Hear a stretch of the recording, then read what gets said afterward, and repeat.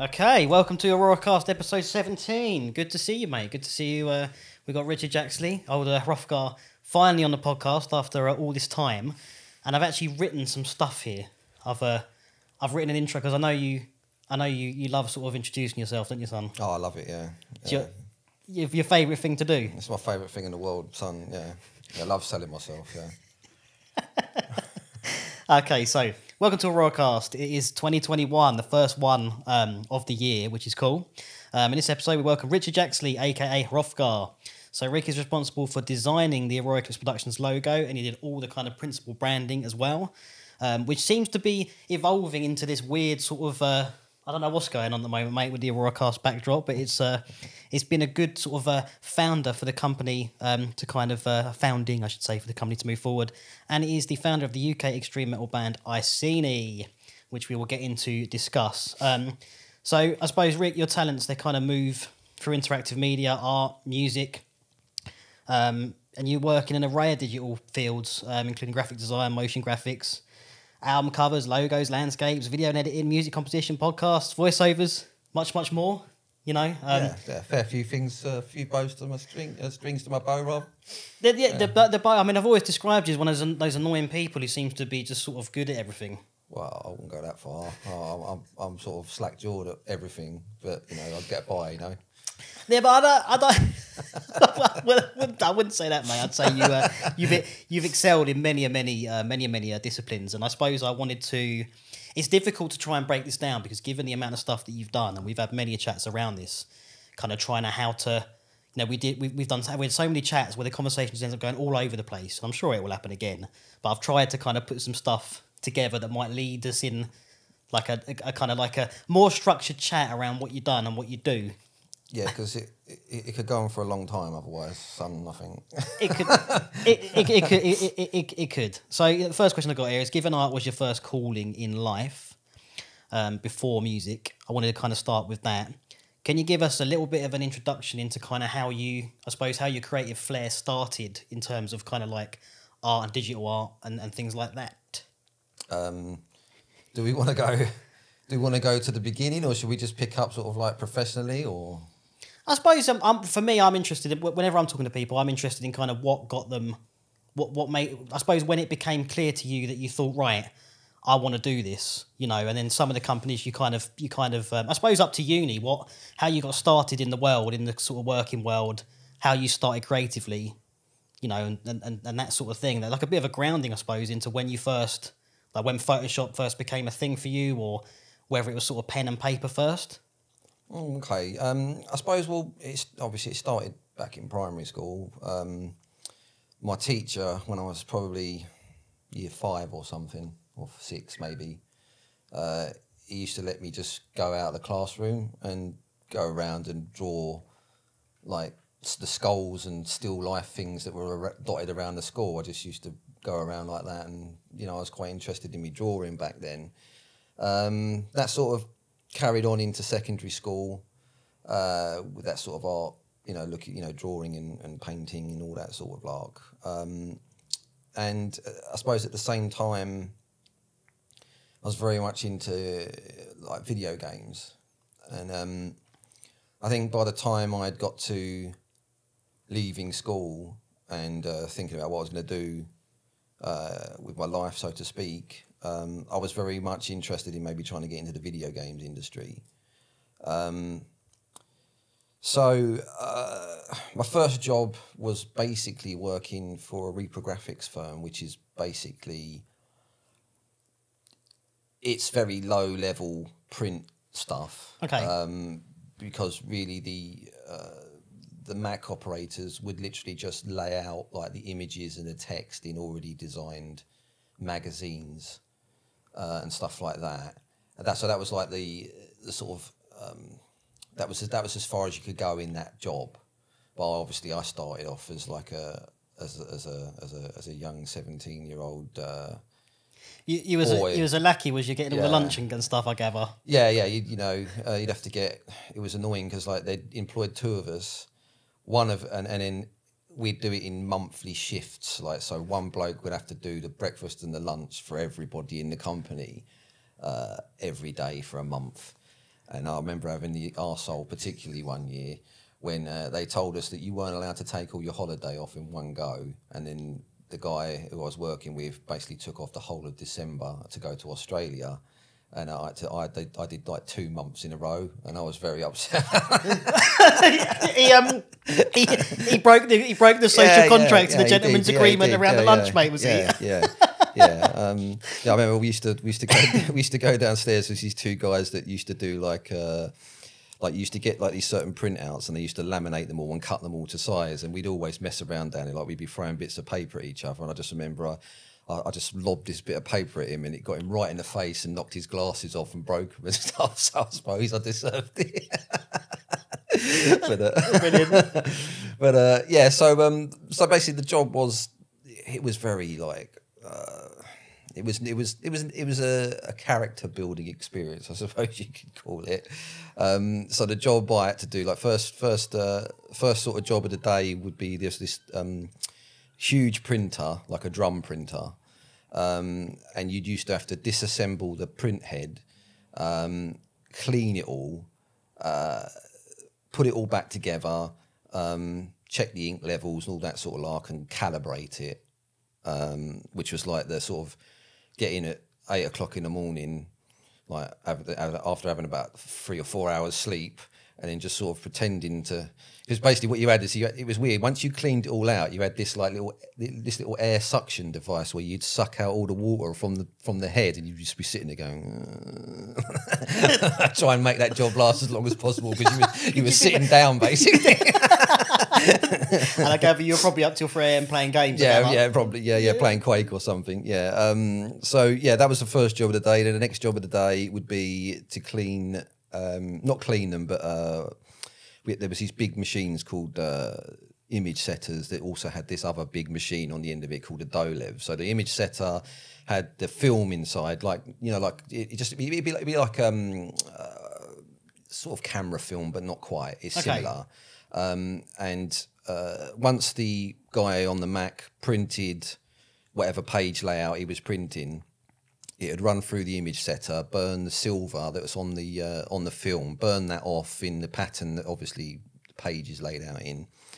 Then that will move into the dolev, and the dolev's got it's like a dark room in a machine. So you've got the developing fluid, the fixing fluid, then the water, and then the dryer to dry the film. So basically, it'd go through.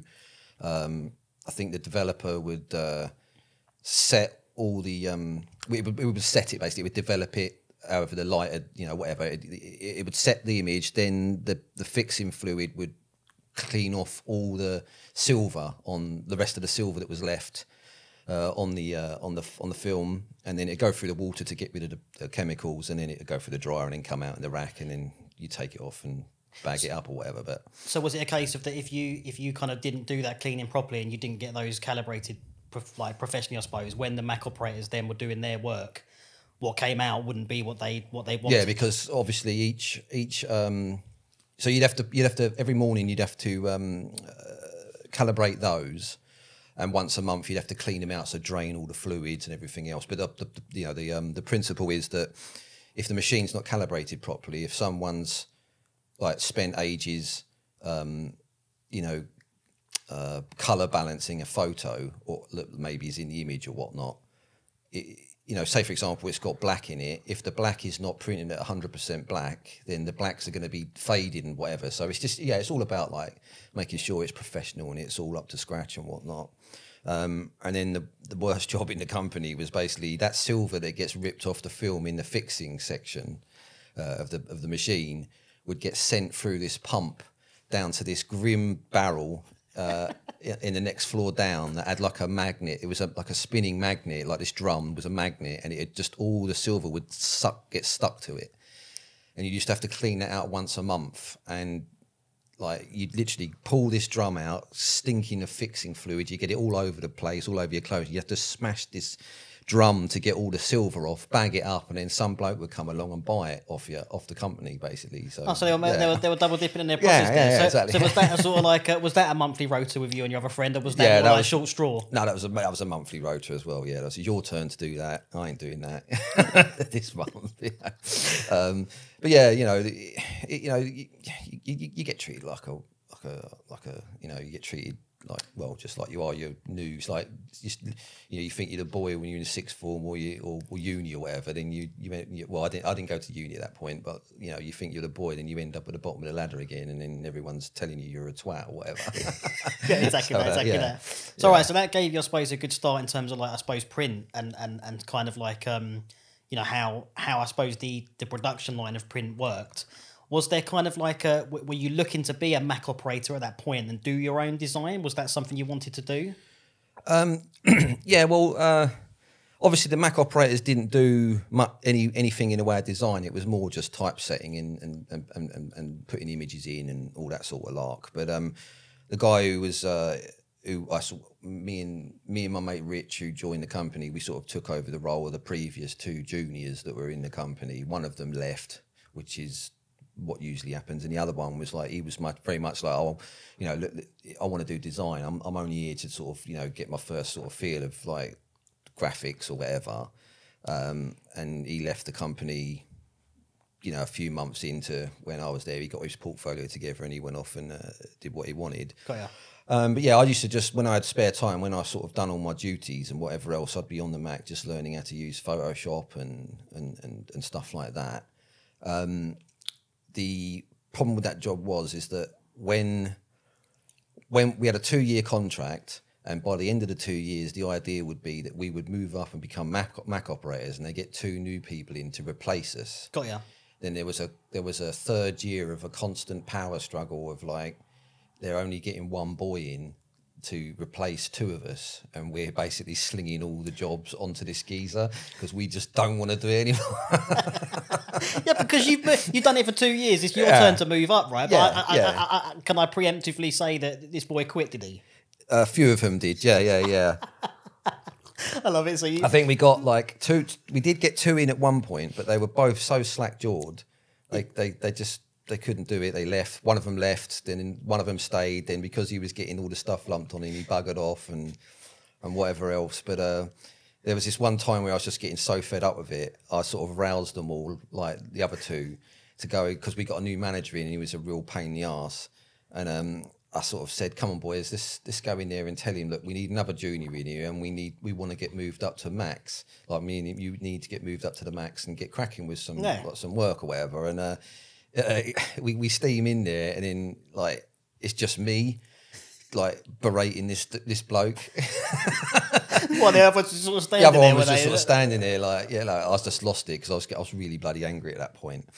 But I suppose it got towards the end of the 3rd year, just past the end of the 3rd year. I started. Macromedia released Dreamweaver.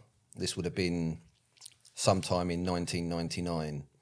I can't remember exactly where, it might have been 98, I can't remember now, but it was around that late 90s period, so it's like the first WYSIWYG web design application. And I remember going to somewhere off the Tottenham Court Road, meeting this geezer outside one of the bloody internet cafes or whatever. No, outside the tube station. I think it might have been Good Street, I can't remember now. It was around that area. And just bought a CD for 50 quid with like all the applications on it for the PC, basically. Because this is before, like, you know to download an application of that size back then.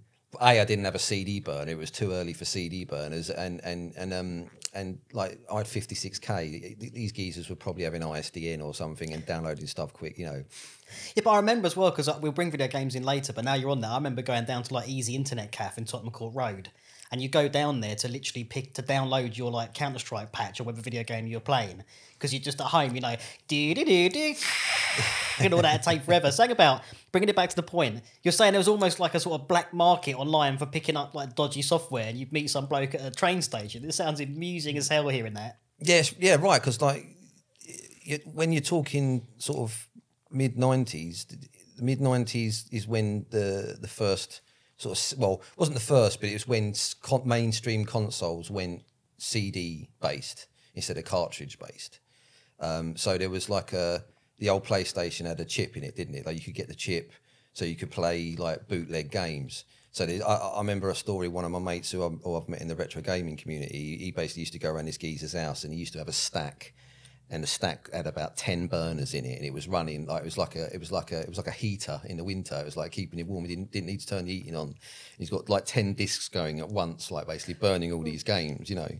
So so like back then, because the internet was so slow and so crap, and you had no choice. You had to go to blokes like that. Yeah. It's like a growth industry, mate. Yeah, you had to go to the dissidents, basically. Yeah. So I mean, okay, we touched a little bit on video games because I want to bring that up because I believe it was a Quake clan. You'll have to correct me, but your first sort of clan you made was under the name of Digital Genocide, I believe. Yeah, that's right. So it was around when I started the job. It was in '97, sort of September '97, and I was still using like an Amiga 4000, and like programs like Deluxe Paint and Photon Paint and whatever else, and doing silly little animations in there, and basically trying to copy the sprite art from games I really loved and stuff. And it just got to the point, well, look, this Photoshop like does loads of mental stuff. Like Macs were going through a weird period then. I think Apple was basically outsourcing the building of Macs to some other like weird companies. I can't remember what they're called now. There was a name.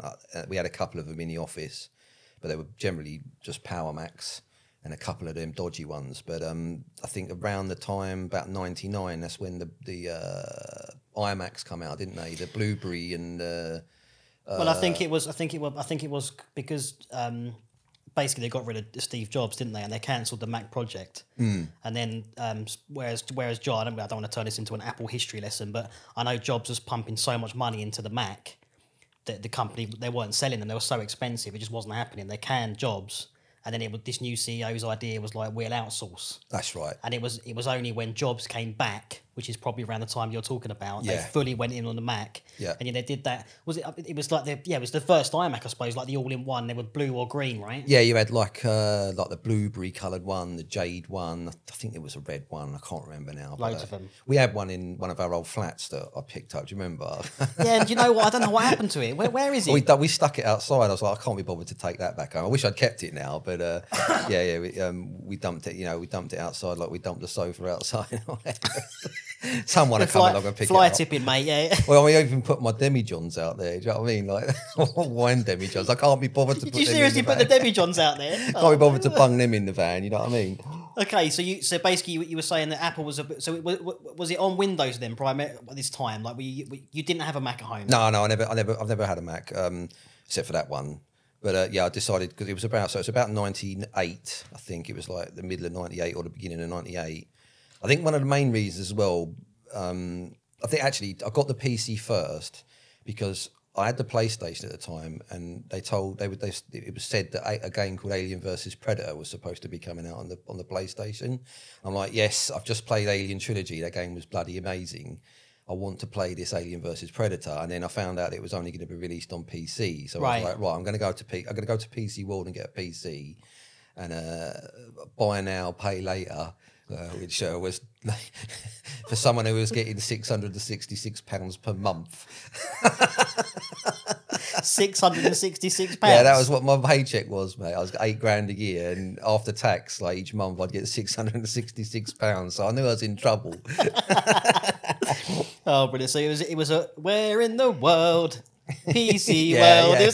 He's trying to sell me all the crap like the printer and bloody whatever. Like, I just want a PC, mate. It was £1,000. I think it cost me back in '98.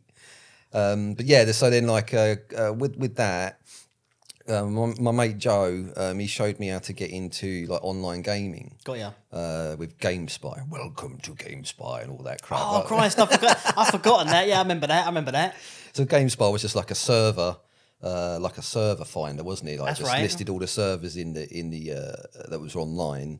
Got into Quake a bit, and Deathmatch was kind of hard work. It was bloody difficult. There's a lot of skilled blokes on there, and plus a lot of blokes had like ISDNs or whatever, and it was like quicker internet lines. Yeah, this is the time of like having like a 300 ping or something in games. But then I found a mod for Quake called Team Fortress. Anyone who's played maybe like Half-Life might have heard of Team Fortress Classic, which is basically those guys were paid by Valve that did the original mod on Quake to do the Team Fortress Classic mod for Half-Life.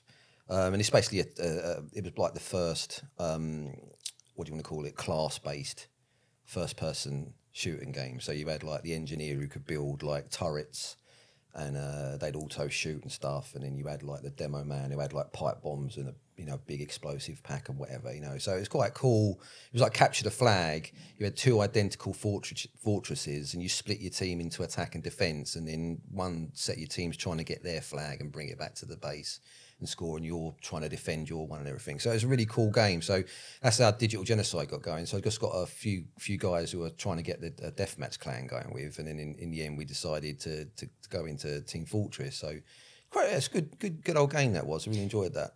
Well, Valve, because I mean, I mentioned it briefly earlier. I was playing Counter-Strike, which is basically the same. It's the Half-Life engine, right? It's the Valve engine. Yep. But I could picture Team Fortress being. I mean, we were all in clans back in the day. I don't know whether the clan-based thing. I would imagine it's still present in some way. But I was in a Counter-Strike clan. But to me, it makes sense that you were playing Team Fortress. It was a lot. I didn't play it. I played it latterly. I played it later. Yeah.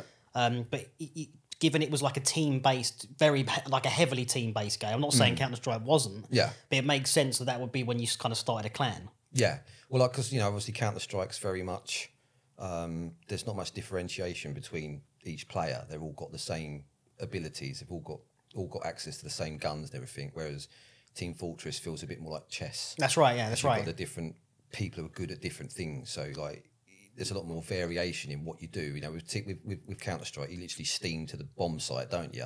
Or you set up a perimeter around the bomb site or whatever. But like, you could be just a free agent with Counter-Strike more than I mean, when you're in a clan match, perhaps you had to work more as a team and be a bit more. Someone's going to be a sniper, someone's going to be this, that, and the other. But it seemed to me, Team Fortress is like if you're in a clan, you're choosing those classes and you're making those decisions to beat the match. It's a lot more team-based. Yeah, you'd spend ages in like a practice server testing out different defensive layouts for like all the different characters and where they can sit. Like there's a choke point in the map where most of them are going to come through. Stick the bloke who's got the bombs that you can detonate with like the button press, and that's the sort of stuff you do. Then you'd back him up with like an engineer with his turret, and then maybe a soldier running around who can shoot his missiles. And that's sort of like the defensive layout. But it's a cool game to get into, and that's what got me into sort of multiplayer gaming, because it was all console based.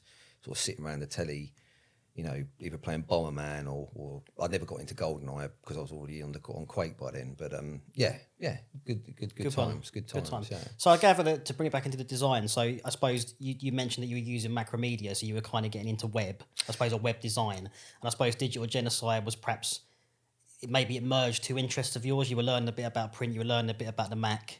Had you moved companies when you started getting into Macromedia and doing Digital Genocide? Were you still in that same job? No, that's right. So started playing Quake and that in '98, and then by the time I got to that situation where I was like, I've had enough of this job, in the last sort of 3 months, I started learning how to use Dreamweaver. I don't think Flash was out then. It might have been, but I don't remember using it. I think Flash might have come a little bit later, maybe in the early 2000s. So just learning how to use Dreamweaver, basically grabbing websites, opening them in Dreamweaver, seeing how they're built and all that sort of lark, and then trying to come up with something. So basically, I think my first design was a website for the clan, like the Digital Genocide clan, and it looked like a microwave.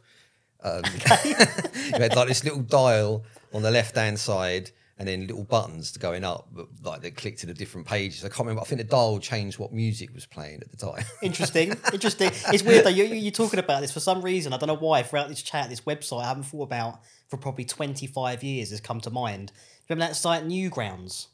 Newgrounds. That sounds familiar. I can't picture it. I think it because that's the first time I remember that you had to install Flash. It was like you had loads of little video games on there. Basically, loads of people could put, and some of it was like I remember because some of it was not like okay. My mum was like, that's what the internet was. It was very much the Wild West then, wasn't it? Oh yeah, that was what was good about the internet back then, because like with games like Quake and stuff, like it was like a company would release a game, but then you'd get like whole teams of people just making mods for these things. It was almost going back to, like, because games had become quite commercial by the mid-90s, especially with the PlayStation. Sony pushed gaming into mainstream culture, really, which in some ways for me it watered it down. Some aspects of it were good because you'd get like modern like good bands on like a soundtrack for a game or whatnot, but it also pushed games into a more casual space, whereas games were pretty much more sort of hardcore. It was a hardcore hobby for geeks. And well, because just to touch on it, I mean, I remember the first console I had was a Master System 2 and had Sonic built into it. Yeah. And we were so skint, I played Sonic for like 6 months, I think.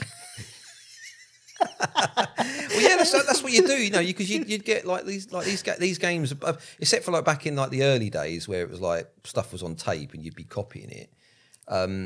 Like by the time you got to sort of like the Mega Drive and the SNES, these cartridges would cost like 60 quid. You'd get like maybe 1 or 2 games a year, maybe 3 if you like part X'd one in or something. And you'd play it constantly. I mean, that's why I played Street Fighter 2 for like 5 years non-stop. You're still playing it now, aren't you? I'm still playing it now, yeah. Yeah, I still go to tournaments from time to time, but I ain't been to one for a little while now.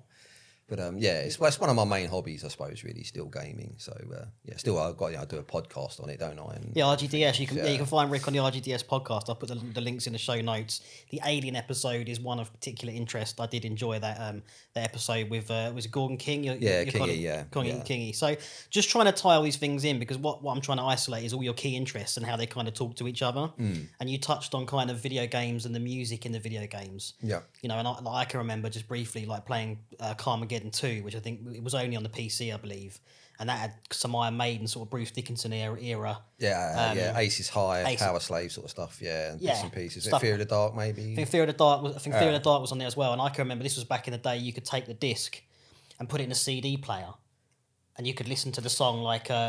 Yeah. That's because with the CD tech, you know, games didn't get much bigger. They got a bit bigger in terms of like the amount of space required for the actual logic and the programming, but of course you've got Red Book audio, so they literally are a CD track with a bit of data at the front of it, and you know that's why the music got so much better in video games to a certain degree. I mean, you can have mainstream bands and stuff, but I have a certain nostalgia for like the old chip tunes and stuff, because it's just got a certain nostalgic, you know, it's elements to it that can't be replicated in it's funny because like if you think about the 80s, most of the synthesizers these bands were using, like, you know, Ultravox and whoever else, you know, they were using these Yamaha DX chips in their organs, and all the arcade games from like the late 80s and to mid 90s were using like these cut down versions of these like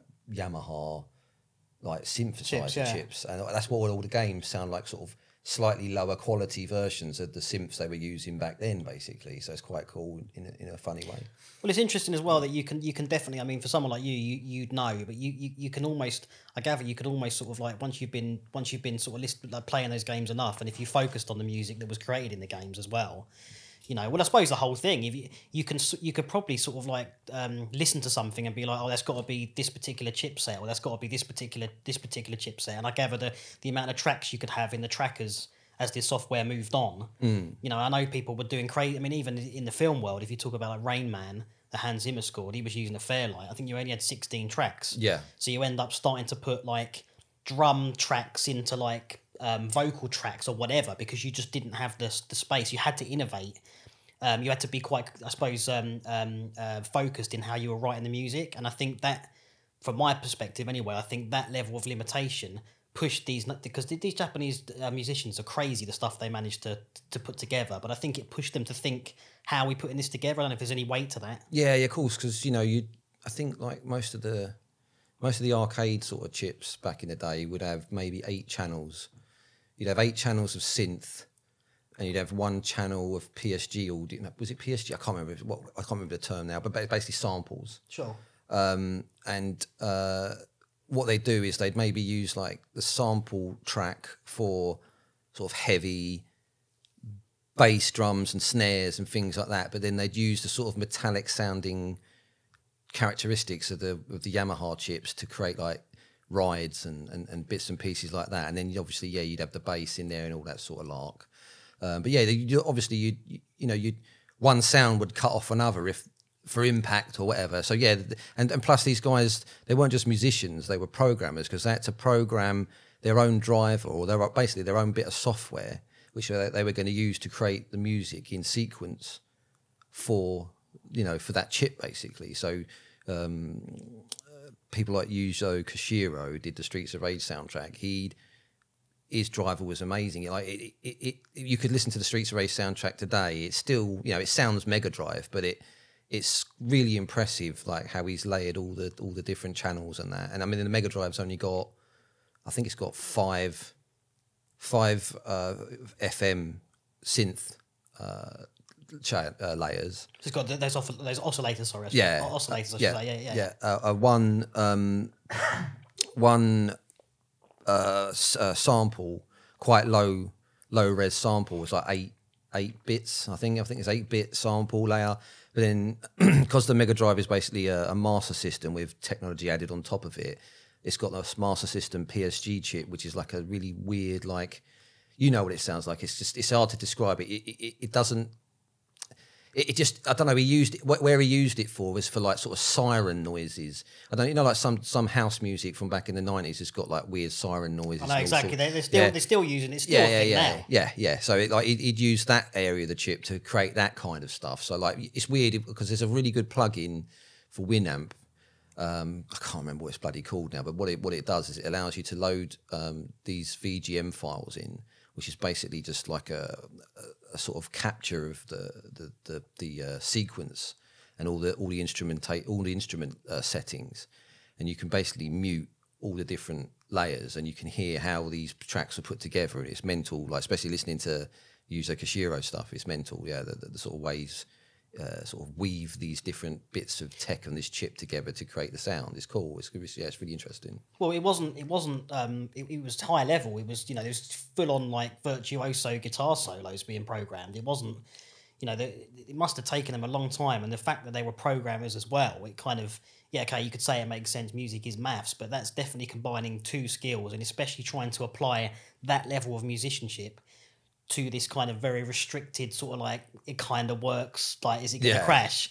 It's quite a cool thing. No, it's, I mean, they were geniuses really, because like when you take some of the Western developers, especially some of the games were good in most instances, like EA back in the day, Electronic Arts. They do good games, but the music was like the bare minimum. It was twangy. It just sounded rubbish. It just really, wow. I know exactly. There was no nuance to there was no finessing. It was just like, okay, that sounds a little bit like a guitar. Let's just get that done. Move on and just get. Yeah. I mean, there wasn't that level of attention to detail on the Western side, I suppose. So it's interesting. So to bring it back to sort of going back to the digital genocide days, I think thanks, mate. I think that's a really cool. Like, I think we've established their music, design, video games. We've tried to establish these kind of things. So you made this microwave sort of thing with going back to the microwave. Yeah. And that was that going to like host all the clan matches you've done or highlights from the matches? I gather we couldn't. Nowadays people take it for granted. I gather you couldn't capture the games, could you, that you'd done and showcase them in any way? No, it wasn't generally a thing, because I think you had I think back then the closest you had to like watchable video was like postage stamp MPEGs. Yeah. I always remember first getting on the internet. I don't know where I found it, but I downloaded this video of this geezer absolutely losing his shit in an office cubicle. Do you remember? I don't know if you ever remember that video. He's basically sitting there working, and he gets the arsehole, and he he hits the monitor first, and then sort of looks at the screen and starts typing again. Then he just loses it, man. He smashes the keyboard a couple of times, and then bangs the monitor again. This geezer from the next cubicle sort of goes like that, and then he just loses it, man. He's like bang, bang, bang, and he grabs the keyboard and fucking smashes the monitor off the thing, and then kicks the monitor, and the bloke's like that again. that MPEG has been around. I've seen it again, and it's on YouTube somewhere. I bet I could find it if I search for it. You know what I mean? If you search office meltdowns, there's many of them, and you shouldn't laugh, because it's like that bloke was probably going through some grief that day, right? Yeah. But it is funny. It is funny, that clip. Yeah. But so you had that, you saw that on some sort of slack-jawed 90s website. Yeah, years pretty ago. much. Yeah, pretty much. But yeah, so like the website was just going to act like a sort of, here's the members of the clan, here's the match results. The closest thing you could get to match results back then is you'd run a script, because Quake has got like a log of what happened during the match, and if you record a sort of demo, which is just what it does is it records your actions in the game to a little file, so that you can play that file back and watch the match again. So you can run this little thing. I can't remember what the bloody hell it was called now. It's been so long, but it takes it takes all the commands that happen during a match, like this bloke killed this guy, this bloke picked up the flag, this bloke captured the flag, whatever, and it runs the script through that demo, and then it will output in some sort of spreadsheet all these different statistics, like how many times this, like who touched the flag the most times, who captured the flag the most times, how many kills did this person get, how many times did he get killed, just like cool stats like that, I suppose. That was about as far as you could get with it, really. Yeah. So there's a way of you ledgering, so you go on the website and be like, you know, the award for touching the flag the most times was Retro Rick or whatever else. That sort of thing. Okay, so I suppose taking that, so you got a little bit into design there as well, with the web stuff, but because I want to talk, we're going to bring talking about obviously going to uni and things like that. Had you done much kind of, obviously you were drawing at school and you were going off, and I find it interesting you were drawing skulls. Well, that's Mr. Morose, isn't it? Like, it's Mr. Melancholic, I suppose. That's a theme that's run through my life. Growing up in the 80s, I mean, when your mum takes you to see When the Wind Blows when you're like 6 years old, you're going to grow up pretty miserable, you know what I mean? Like, that is quite a miserable animation, it's got to be said. It's a good animation, but I was quite quiet after I watched it, you know what I'm saying? You know, yeah. So that went there. So like basically that was the first go at doing a website, and you know it was gash, but like, you know, you're getting into it, aren't you? Learning Photoshop and whatever. And then I was getting the royal arsehole at that point, and then I did that at home. When I was getting the arsehole, I basically installed the Mac version of Dreamweaver on the Mac in the office, and I started doing my CV website portfolio whilst you was at work. I just didn't care. Yeah. And like some of the guys were walking past as I was doing it, sort of thing, and I got like a couple of them said, "That looks really good. Like, what is that? You know, it's web design. Like, yeah, you know." So it was quite cool. And then I do what I always do with jobs. I just one day, I just sort of like walked out and left. And didn't come back. He's gone then. Yeah, that was it. Where's Rich? Oh, I'm not coming back, mate. I've had enough. Yeah. Like, sort of thing. And then to tide me over, I went down a Blue Arrow. Oh yeah, I think they're gone now. Yeah, but yeah, Blue Arrow's gone. It was like what do you want to call it? Like a manpower services or whatever, like an agency, like a work agency. I need a job now. Yeah, sort I need of a thing. job. And they'll give me a you. job. Yeah. So I went to this company.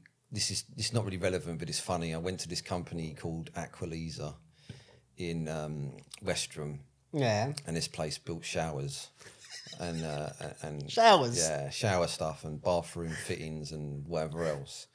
And I was like on this team of people on this table, and we all had different jobs. And my job for the week was taking a box of shower heads, putting it inside this device, pressing a button, and I'd either get a green light or a red light. If I got a red light, I'd take that one and throw it in the bin. If it was a green one, it'd go in the good pile, and that would go off to be sold. Now, I started on a Friday, and it's like basically a half day on a Friday. Got through it, had a nice weekend playing Quake or whatever. Then, you know, Monday came, Tuesday.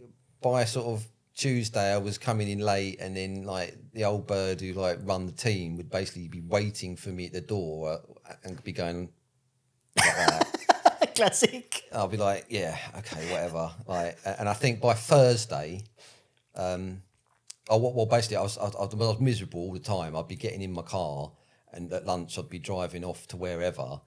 just to eat my lunch in peace away from the place basically. And then I think it was like come to like morning break on the Thursday.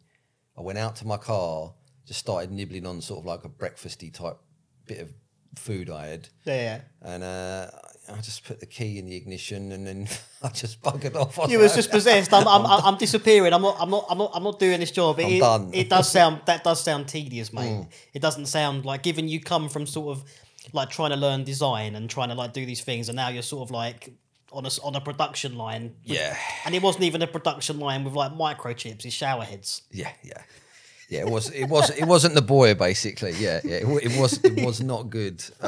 So yeah, that had to go. But so yeah, I dossed around a few different jobs. I joined this company basically building and modifying furniture for the NHS, and these people were Plymouth Brethren, and they're very weird people. They don't have TVs or telephones because and they can only live in detached houses because the sort of infidel neighbour could have the devil come through the brickwork and get them if they live next door to somebody.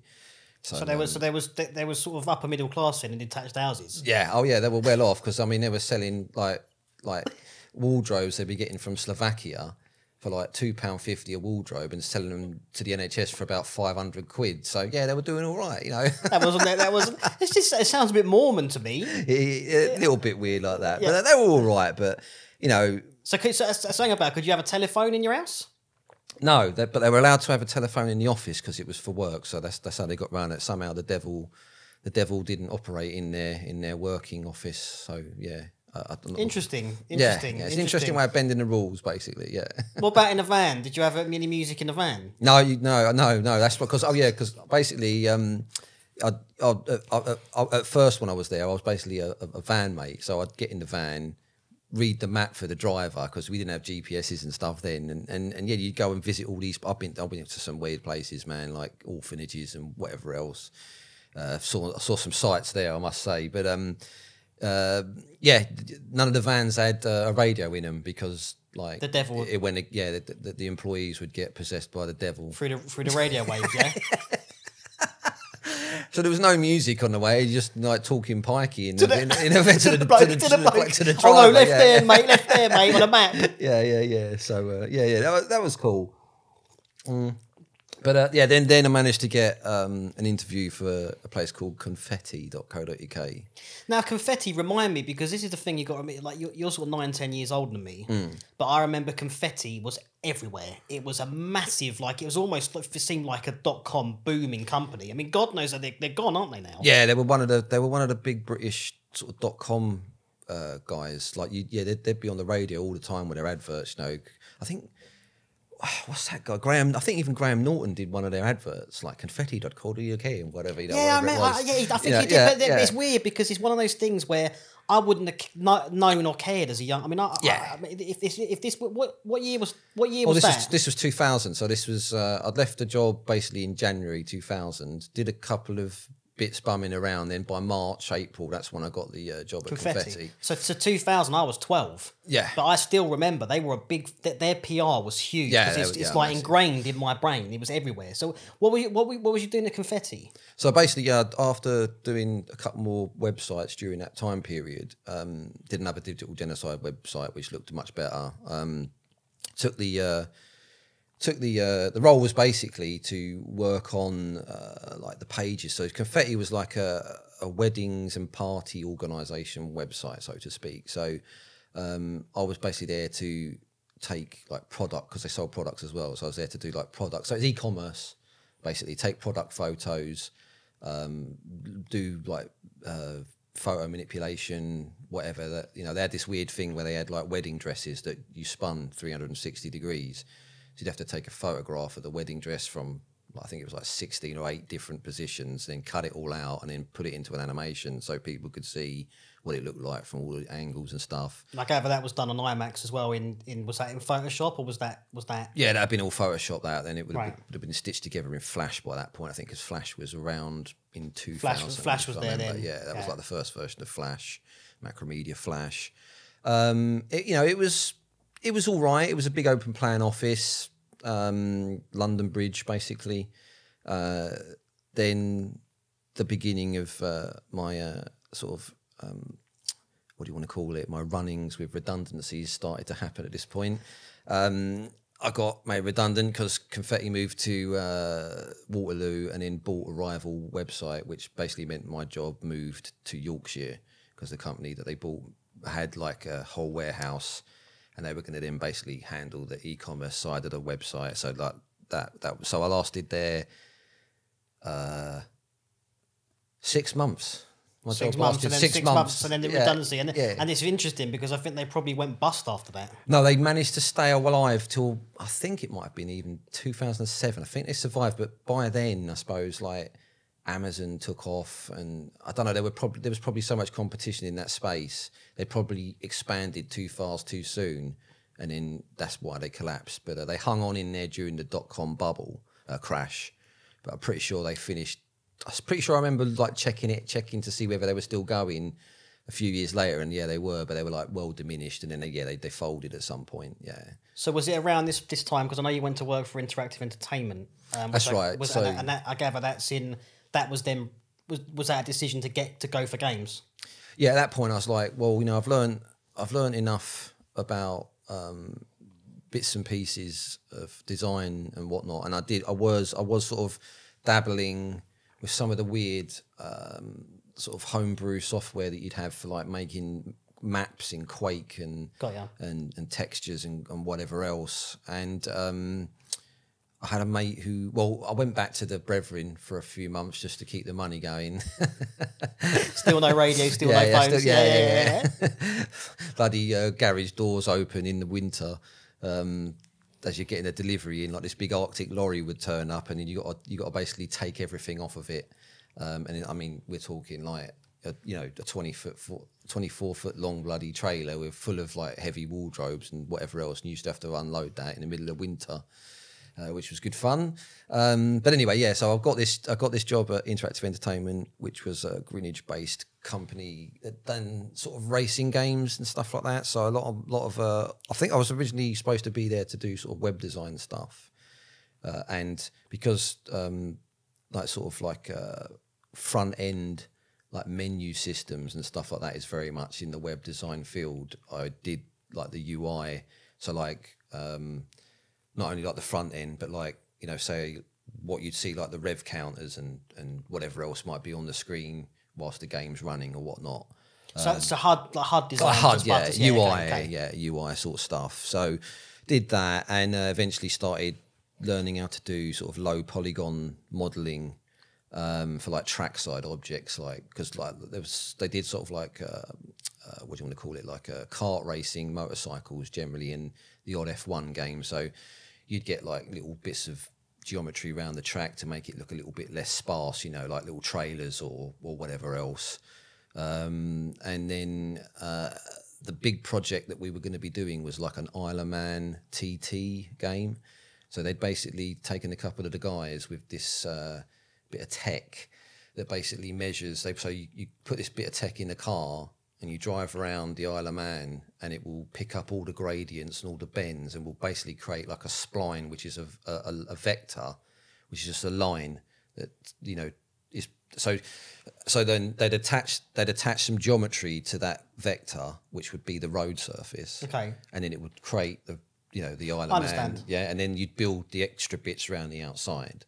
So like the buildings and that. So I started building some of the buildings and whatever else from the photographic references they took as well. And I gather as you kind of drove through the map, bits of the map would reveal itself. Like the old school, like Gran Turismo, where Gran Turismo, no, so Grand Theft Auto, like their first 3D version of that. Okay, I got you. As the roads, because it's streaming in because that's quite a big. It's like 34 miles. I think the Isle of Man sounds track. about right, yeah.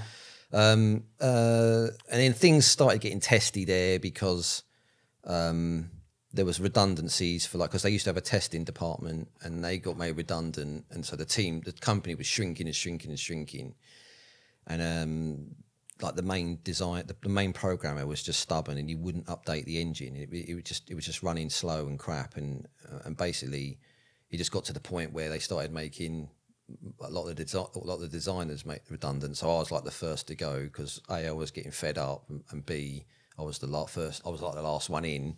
Last in, first Yeah, out sort so of I got thing. made redundant. I got made redundant from that, and I suppose the problem was I just didn't dig 3D. I just didn't like 3D games. I always what I fell in love with regards to games design was the sort of really sort of detailed 2D pixel art, like like your Sonics, your Street Fighter 2 characters, whatnot. Like low polygon 3D gaming just didn't really like the PlayStation sort of graphics. Just you look at them today, they're rubbish, and they like.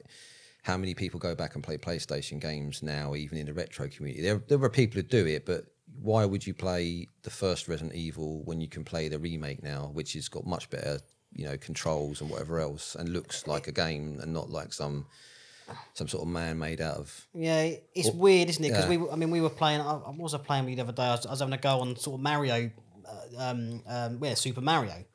What was that on? Oh, that was the SNES. Yeah, that was the SNES. But you sort of even though how old it is, I would play that because I don't know. I think it's got I think it was more fun. I was having a laugh and it was nostalgic. Yeah. Whereas if you put on like I don't know, like Metal Gear Solid 1. I think you get away with playing Metal Gear Solid 1 because it's sort of okay, but I don't know. They're just generally speaking like it was early 3D. And like racing games and that were just like even just going up to like the PlayStation 2, the graphics looked vastly better and the games played better. The control scheme was worked out because instead of using a D-pad like you would have done with 2D games, you're now using these analog sticks which make it much easier to control, like a camera, and whatnot. I suppose that was perhaps when I suppose you could say that maybe because they had those analog sticks and it was more about the world environments, they were trying to create those interactive worlds. Perhaps there was a split in.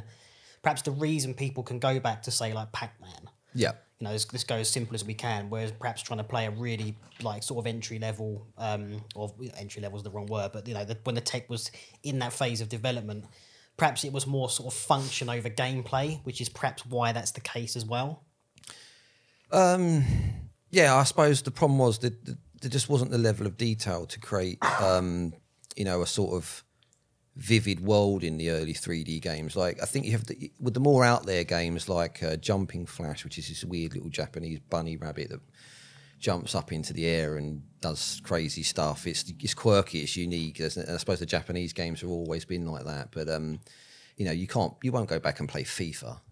You won't you won't go back and play like Destruction Derby. You might play Destruction Derby. I don't know. It's just nowhere near as good as say like the uniqueness of Pac-Man, like where or even Pac-Land or whatever.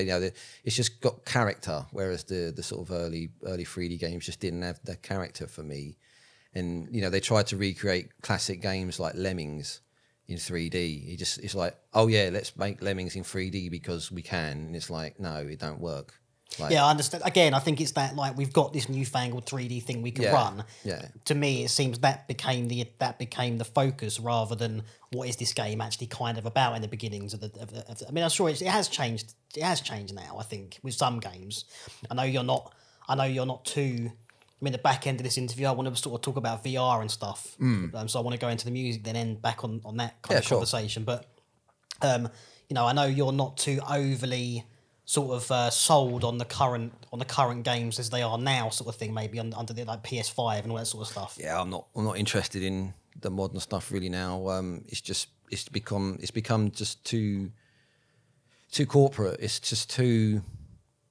I don't know. There's just no innovation. It's like it's too safe. Like everything has to be a sort of a clone of a clone. It's just got the innovation's gone. Like the PS4 era, I can name about 2 or 3 games that I felt were worth playing. The rest I couldn't even be bothered to finish. Maybe it's because I'm old and I've played so many games, but. Even my young nephews, they can't be bothered with a PS5. I mean, they're literally turning 18 now, so maybe that might have something to do with it. But they're not interested in the PS5. No, they go. Well, my brother as well. I mean, he's 20. Yeah. And I said to him at Christmas, like, you thinking about getting in the PS5, mate? And he's like, no, what's the point? Yeah. So just be more of the same, won't it? Basically. So. Well, that's the thing, and I suppose the only thing I can see is VR. But I got a weird opinion. I'm not sure what I think about that just yet, and I wanted to run through that with you in the back end here. So bring in, I suppose, taking it to the point, so I suppose you kind of got into the games industry, but it sounds like it sort of let you down a little bit in terms of where you were. Yeah. Did that push you to then go to uni? Well, yeah, that was I think that was the main driver, because sort of really getting into the games industry was like the dream. It was what I wanted to do, sort of maybe from the age of like 12, 13. I was thinking, yeah, this sounds like graphics. This sounds like what I want to do. And it just, I think because the industry just moved to a point that was basically like going back in time, like, you know, like you look at like the early games like Space Invaders and Pac-Man, whilst they're addictive and they're fun games to play, they're very rudimentary in the graphics department. Sure. It's like when Sony brought the PlayStation out, we're only doing 3D games. Hardly any 2D games got made. But going to 3D, it's almost like we took a step backwards. Yeah, okay. Graphically. Which obviously we went into new areas with it, I suppose, because, you know, there's very immersive games in 3D worlds now, isn't there? But yeah, it just wasn't for me, the 3D thing. I tried to join another company, but it was going to be doing more racing games. It was down in Fareham. I just thought, nah, sod it. So then I went back to the Brethren again. I like them. Yeah, I really like those guys. It's just because it was easy. It was like 2 minutes from my house. It was easy work. You just plod on and whatever. And then I was sort of just, it was just like an interim thing again. Like, what am I going to do? And I thought, you know what, sod it, I'm going to go to university. I need to get out of my house because I'm still living at home. Like, I'm 21, 22. So I thought, right, let's go to uni. And so I wanted to do sort of like fine art, because I wanted to get away from the digital thing. But like every interview I sort of went for, they took one look at my portfolio and said, you know, your work's very digital. I don't think you'd get on a fine art course, is what they were basically saying to me. And perhaps they were right. I don't know, because obviously I don't think I'd have been as good as a lot of the people who did the fine art course, because they probably would have been painting since whenever. I'd stopped drawing and painting by sort of the end of when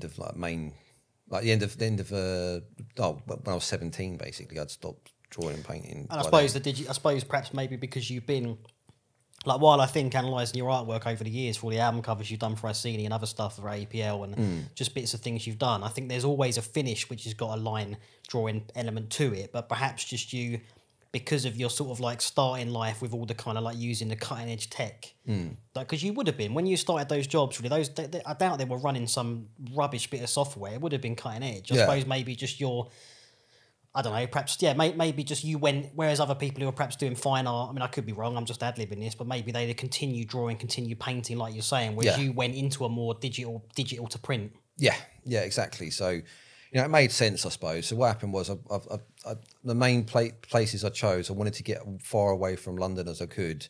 So I tried Newcastle first, then I tried Exeter. I can't remember the other place I went to now. So I swear there was somewhere else. Oh, it was London. I did London at the end because I was like, oh, that's sort of like my slack-jawed last choice. Your last choice, yeah. Okay, Even they weren't interested. And to be honest, if they'd given me a place, I don't think I'd have gone, because I'd be like, oh, I'm sick of going to London. I've been going to London for God knows how long. Yeah, I got you. I wanted to move out. So in the end, my mate Joe, who I got a job at Confetti with back in the day, he told me, come and like kip on my sofa and try going to Brighton. So that's when I went to Brighton. The guy, again, the fine art bloke, said, look, I think you should, because it was clearing, he probably thought, look, don't come down here and just talk to me, then don't get in and then bugger off. Talk to the design bloke. So, you know, I talked to the multimedia design leader, or whatever you want to call it. Don't know what you bloody call him, the lead lecturer or whatever. And he gave me a place. You know, he looked at my portfolio and said, you know, it's whatever. And so that's what happened. I went to Brighton, basically. So that was 3 years of digital design, which I suppose encompassed, everything and anything really in that digital design sphere. So I suppose you were using After Effects, Photoshop. Yeah, the whole Adobe shebang. suite. So, you know, everything from sort of just your basic, I think Photoshop was the first module. And you went through basically nearly every bit of software: After Effects, Director, Flash, some other modules like music and 3D, so a bit of 3D Studio Max, and other bits and pieces. Just so like, it was quite cool because I'd never heard of, I'd never really looked into video so much. So that's where it kind of sparked my interest in video. Because the first module that used video was basically just like, I think we was using Final Cut, but I use Premiere now because we were on Macs in the university. It was used. I don't know why they had Final Cut instead of. It was probably Premiere. some deal there with Apple. Yeah. You're going to get a discount on the Mac if you get, because it seems strange I mean, I think, you know, if you're in the video world, you can use whatever, but it seems strange you'd use predominantly Adobe, but then they were using Final Cut as well. Maybe it was just something like that. Whatever. I mean, back in the day, they didn't integrate like they do now anyway, so they were just separate programs. But I can't remember what I think I used. I used I was using Cool Edit Pro for the audio one, so that was like a free piece of software. I can't remember, other people would have used other things, but is that pre-Audition? That's Cool Edit Pro. Adobe bought that, Right, and that's where Audition comes from, basically.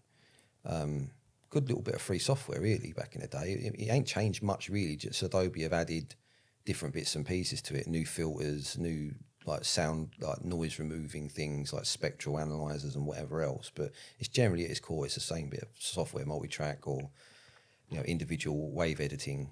Okay. And whatnot. Yeah. So you got into, so when you first went to uni, you were sort of getting into video stuff. Was that through the course, or was that you being out and? Yeah, that was through the course. So we had to team up for the first video module that we did, and I teamed up with a guy who became my housemate, because this was obviously in the first year.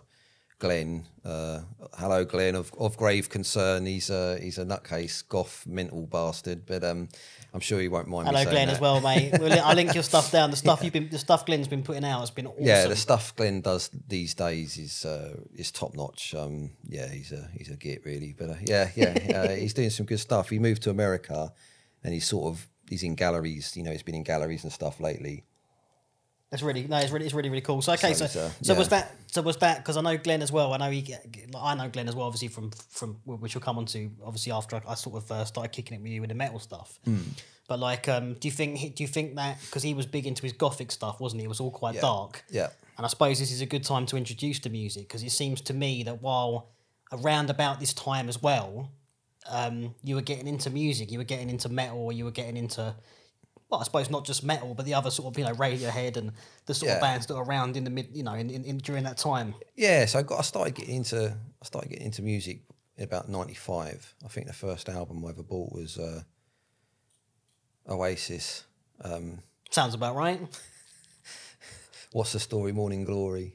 Because obviously it's kind of in that 60s vein. I would have heard a lot of 60s music from my mum, the Beatles and all that crap. So it kind of fitted in at that time. I got into indie because my brother was quite into indie. Like my older brother Lee, he did me some because I was still rocking a Walkman back then. So he did me some tapes like Radiohead and other stuff and bits and pieces. So yeah, I was getting into that sort of stuff. And then it was around the time I joined Confetti actually that I started to get into like the metal again, because when I was a kid I was into Iron Maiden, about 88, listening to Seventh Son and things like that.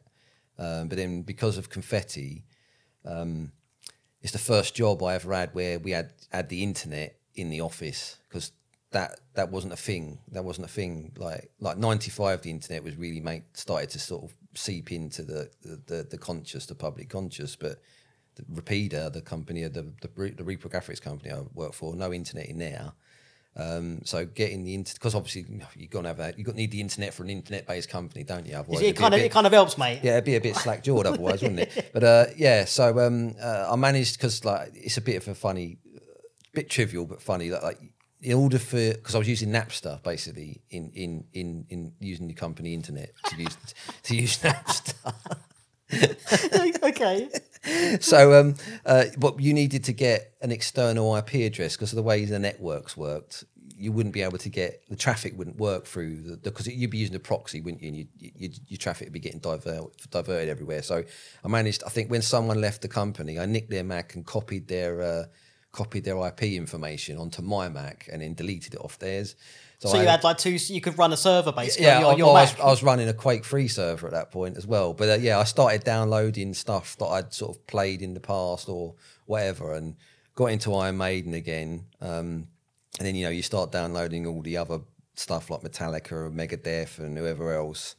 And then you sort of start stumbling across like, well, with things like having some money, you know, you get yourself an NTL box back in the day, son, and you'd have like MTV2 on there or whatnot.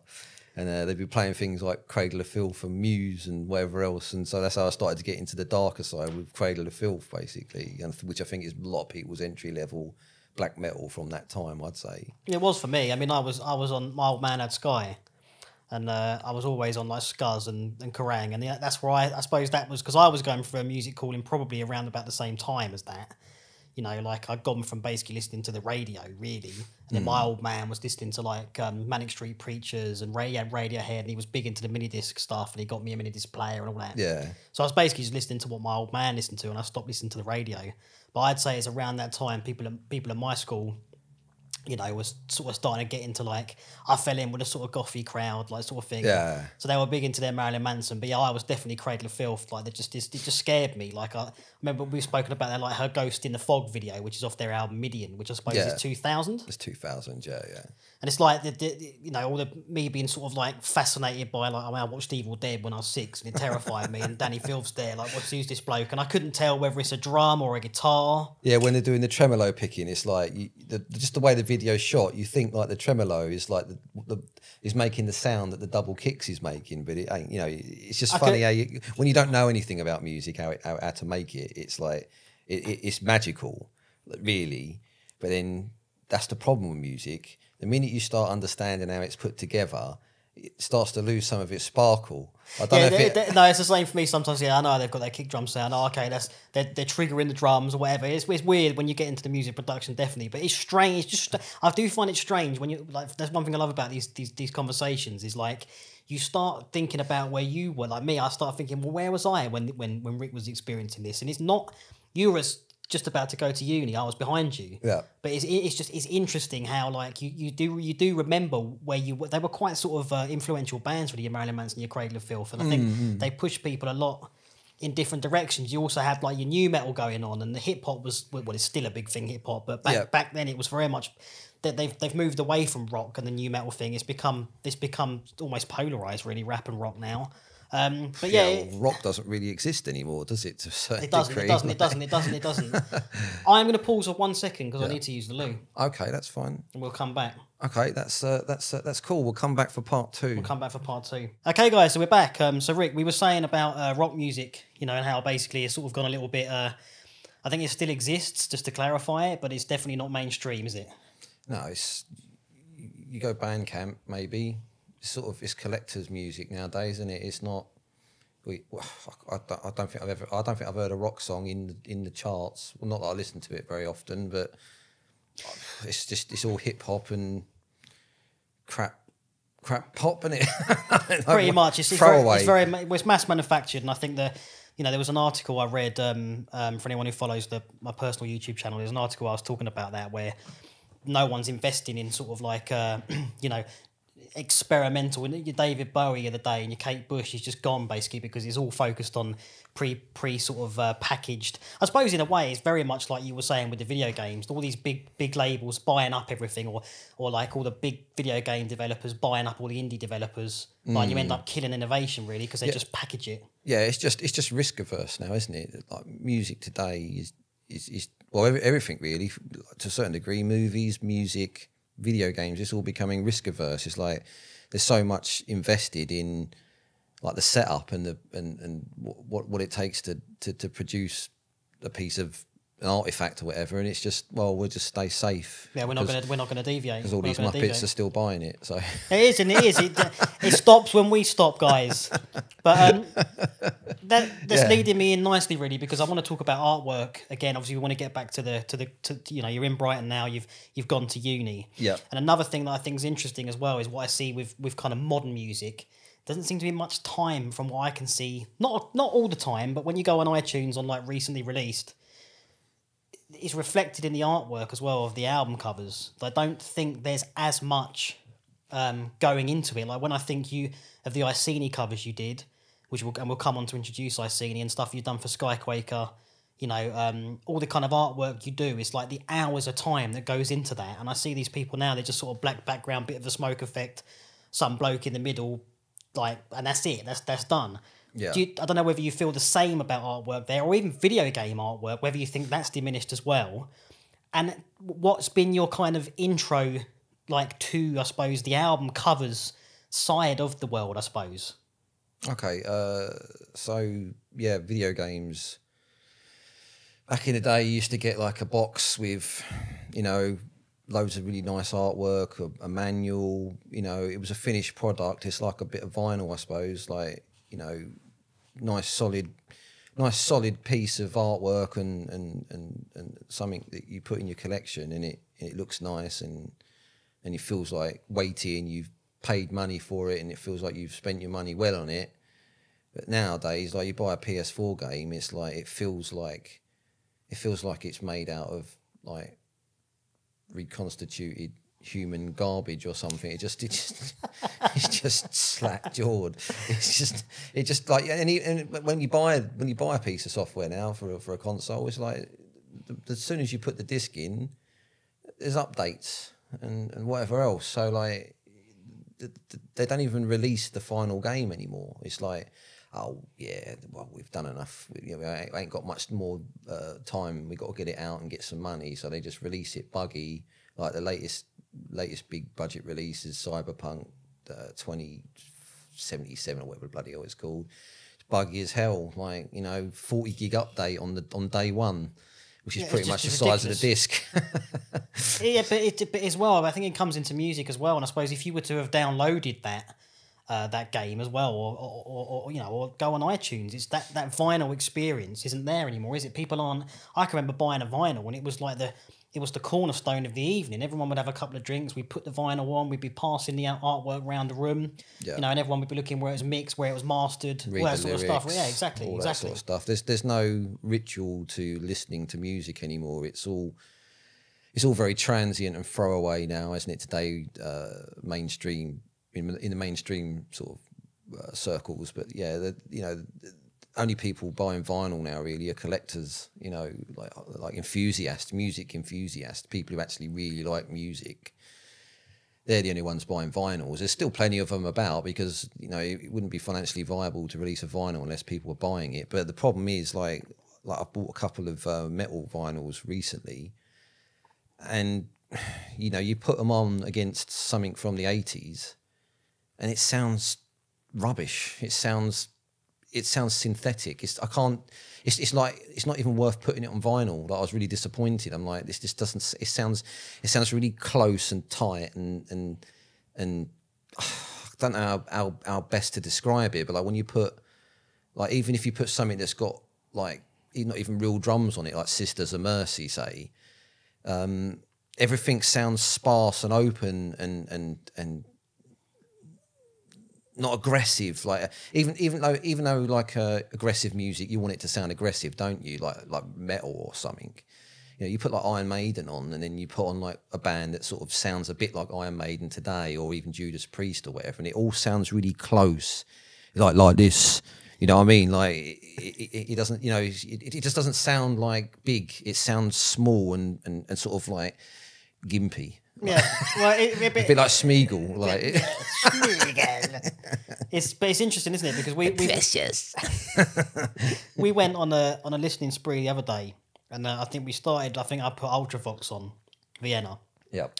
And I think you might have put on Sisters of Mercy or Bauhaus or somewhere from sort of the Gothic. Yeah, it was Sisters. Sisters, yeah. I think Sisters, and then I think I put on a Whitesnake album, and the interesting thing with that was that was actually digitally remastered. I didn't realise that. Right. That release is digitally remastered, but it still sounds all right. Sounded good. And then I think I can't remember the bands now, but there's a couple of bands you tried to support on Bandcamp. You bought it through Bandcamp, didn't you? Yeah, it was. I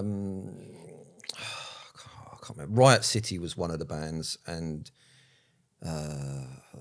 Lost Forest or something. Something like that. But something like that. Yeah. But the thing is, it wasn't that the music was bad. It's just that what the label had done is they'd obviously if we just gone onto like the Apple TV and put that music on from iTunes, we wouldn't have been having that conversation. No. Well, we would have done because we'd have moved from listening to vinyls to it would have still come up. Yeah. But I think because we were living in that vinyl world, and we were on a bit of a vinyl night. Yeah.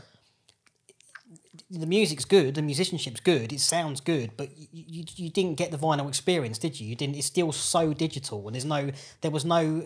It's clearly been recorded from a non-analog standpoint. It's the way it's been recorded, isn't it? It's clearly that because I know you got guitar modulation and all that stuff, but I don't know whether it could be something as simple as like it's not being recorded to tape anymore. I don't know. I don't know where in the process it is that made the music sound like there's no air in it. Like, is it they are using modulation even? Are they doing it on the cheap and not using a mic and an amp? I don't know. It just doesn't sound like it should do. Is there too much compression on it? Are they trying to get it too loud? I don't know. Because obviously, if you're going to release it as an MP3, is the vinyl an afterthought? With those releases, it definitely was. Yeah. It definitely was an afterthought. I think it's a bit of everything. I think that those particular releases were definitely using guitar cabs, and there was you could hear there was air in it, but it's just that same old thing. I mean, tape nowadays, unless you go to an analog studio, tape is Pro Tools. Yeah. So yeah, I mean, yeah, it still matters what signal, what your sample rate is, and what your kind of analog gear, what your preamp is that you're using. But ultimately, it's still going to Pro Tools in tape, which is digital. So yeah, even though you can put that sample rate higher up, which tries to then, analog would be like this, wouldn't it? Whereas this is kind of like little squares. So the higher your kind of sample rate, the more the squares. That's right. Yeah. So you try and you can hear things that have been recorded digitally. I mean, really, since '91, any big release has been it's gone to Pro Tools. Yeah. But there's definitely something around that sort of like, it's got to sound big on the like loud on the earpods. It's got to sound big on those sort of cheap. Everyone's listening to music on their iPhone. Yeah. But it was disappointing, wasn't it? Especially them twats on the bus that listen to music like, just out their wanky phone speaker back in the day. It used to really fuck me off. Yeah, it was almost fighting, like hung over at 8 a.m. Yeah. Fun times. So what I want to bring up Storm Thorgerson, because we I wanted to have a little chat with you there about the album covers and things like that, because obviously you got to uni and you'd had this sort of musical awakening. You got all your video game background. You worked at these kind of companies. You've done a bit of video games. You worked for the Brethren sort of a few times. Yeah. I did go back there one more time, and that was the last time. That's because I needed some money when I was in between years at uni. I did a little bit of four summer. times you was at the Brethren. yeah. I loved them guys. But yeah, so the album artwork, and I suppose what I'm trying to work out is that I'm trying to just piece together and put dots there. Basically, I know they go all over the place, but for me, my philosophy on life is like, you don't know where you're going unless you can look back and see where you've come from. And I think a lot of people have, through having these chats, I think a lot of people I know you're like that anyway. You're a very introspective person, so you know what I'm talking about there. Yeah. But all these dots do matter, and they do kind of get somewhere. So you kind of get into uni and you meeting people and sort of getting into doing your sort of video work, and sort of having an appreciation, I suppose, of music and video games, and therefore the art that's packaged around it. Yeah.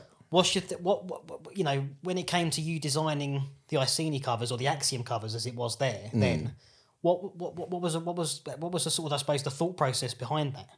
Well, I suppose when I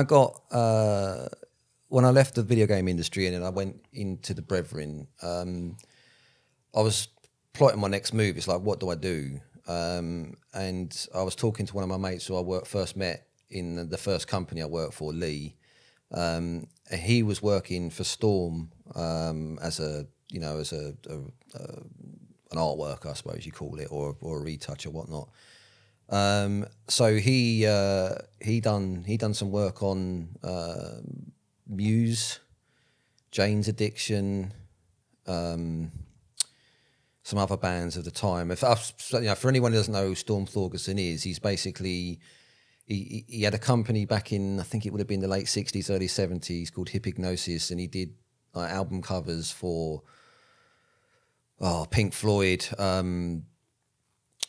Who else? I'm bloody struggling with the names now. Pink Floyd, Led Zeppelin, iconic. Iconic album covers, basically. So he's a big name in the album cover industry, because that was a big thing back then. Like, your album cover was very well. Album covers are iconic, aren't they? Like, you know the album not by what it's called, but what the cover looks like. You know what I'm saying? Like, you know, even especially with, like, say, stuff like the black metal, you know, half the time you can't even read the logo or what the bloody album's called. You just know you know the bloody album artwork, don't you? So I managed to get an afternoon in the studio because Storm was thinking about hiring somebody else because there might have been more of workload coming up. Unfortunately, that didn't materialise, but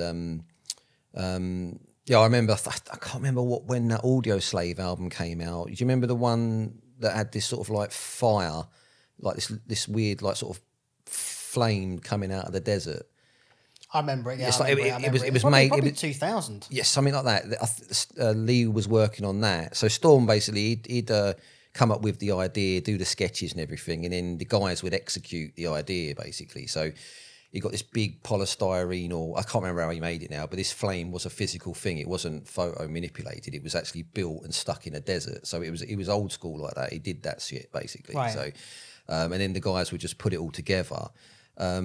Muse Absolution was another cover he did. You basically got Matt Bellamy looking up at the sky and the camera's looking down on him, and then you've got like shadows of people like with their arms out like that. I don't know if you remember that one. No, I remember. I mean, the one that, just to remind people this, the one that's always the most iconic to me was a Pink Floyd cover, and it's the person in flames. Was that? I Wish You Were Here. Wish You Were Here. He also did the Dark Side. Dark Side. What's the one with the prism? It's the Dark Side of the Moon. Yeah, it's Dark Side of the Moon. And did he do the one as well with the power station, Battersea Power Station? Yeah, I think so. Yeah. Because he did quite a lot of the Pink Floyd stuff. It's just iconic. Yeah. Album cover after album cover. So I think at that time I thought, you know what, I could have some of this. I think that with the skills I'd sort of learned from, like, say, the reprographics days, where I'd just get on this thing called a Cytex. Sorry, my throat's gone a bit there. That's all right. Sorry. This Cytex machine. It's basically like a silicon graphics machine dedicated for photo retouching. And me and my mate, we basically take photographs, like something silly, like there was this photograph of these girls that were drunk milk, and they got like the thing, like the milk thing. We were trying to get rid of the milk off the top of their lip or whatever, or other things. Just retouching like eyes in weird places and whatever else. Just learning how to use that tech basically. And from that, that's how I'd learn how to do photo manipulation and whatever else, and layering composite, like using the layers in Photoshop. Building elements up like collages basically, which I learned in the games industry, because obviously when you've got sort of like a background, you want to make it interesting.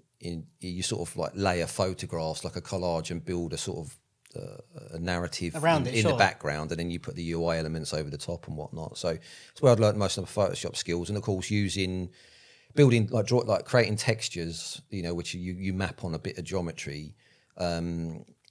Sometimes you build them from scratch, so you use like different layer styles to, maybe say you're doing like a pavement, you'd burn. It's old photo techniques like burning and dodging on films and stuff like on the actual film. So all that came into it, and I thought, you know what, I went part-time with the Brethren, and I decided to try and do a company with one of my mates doing album covers.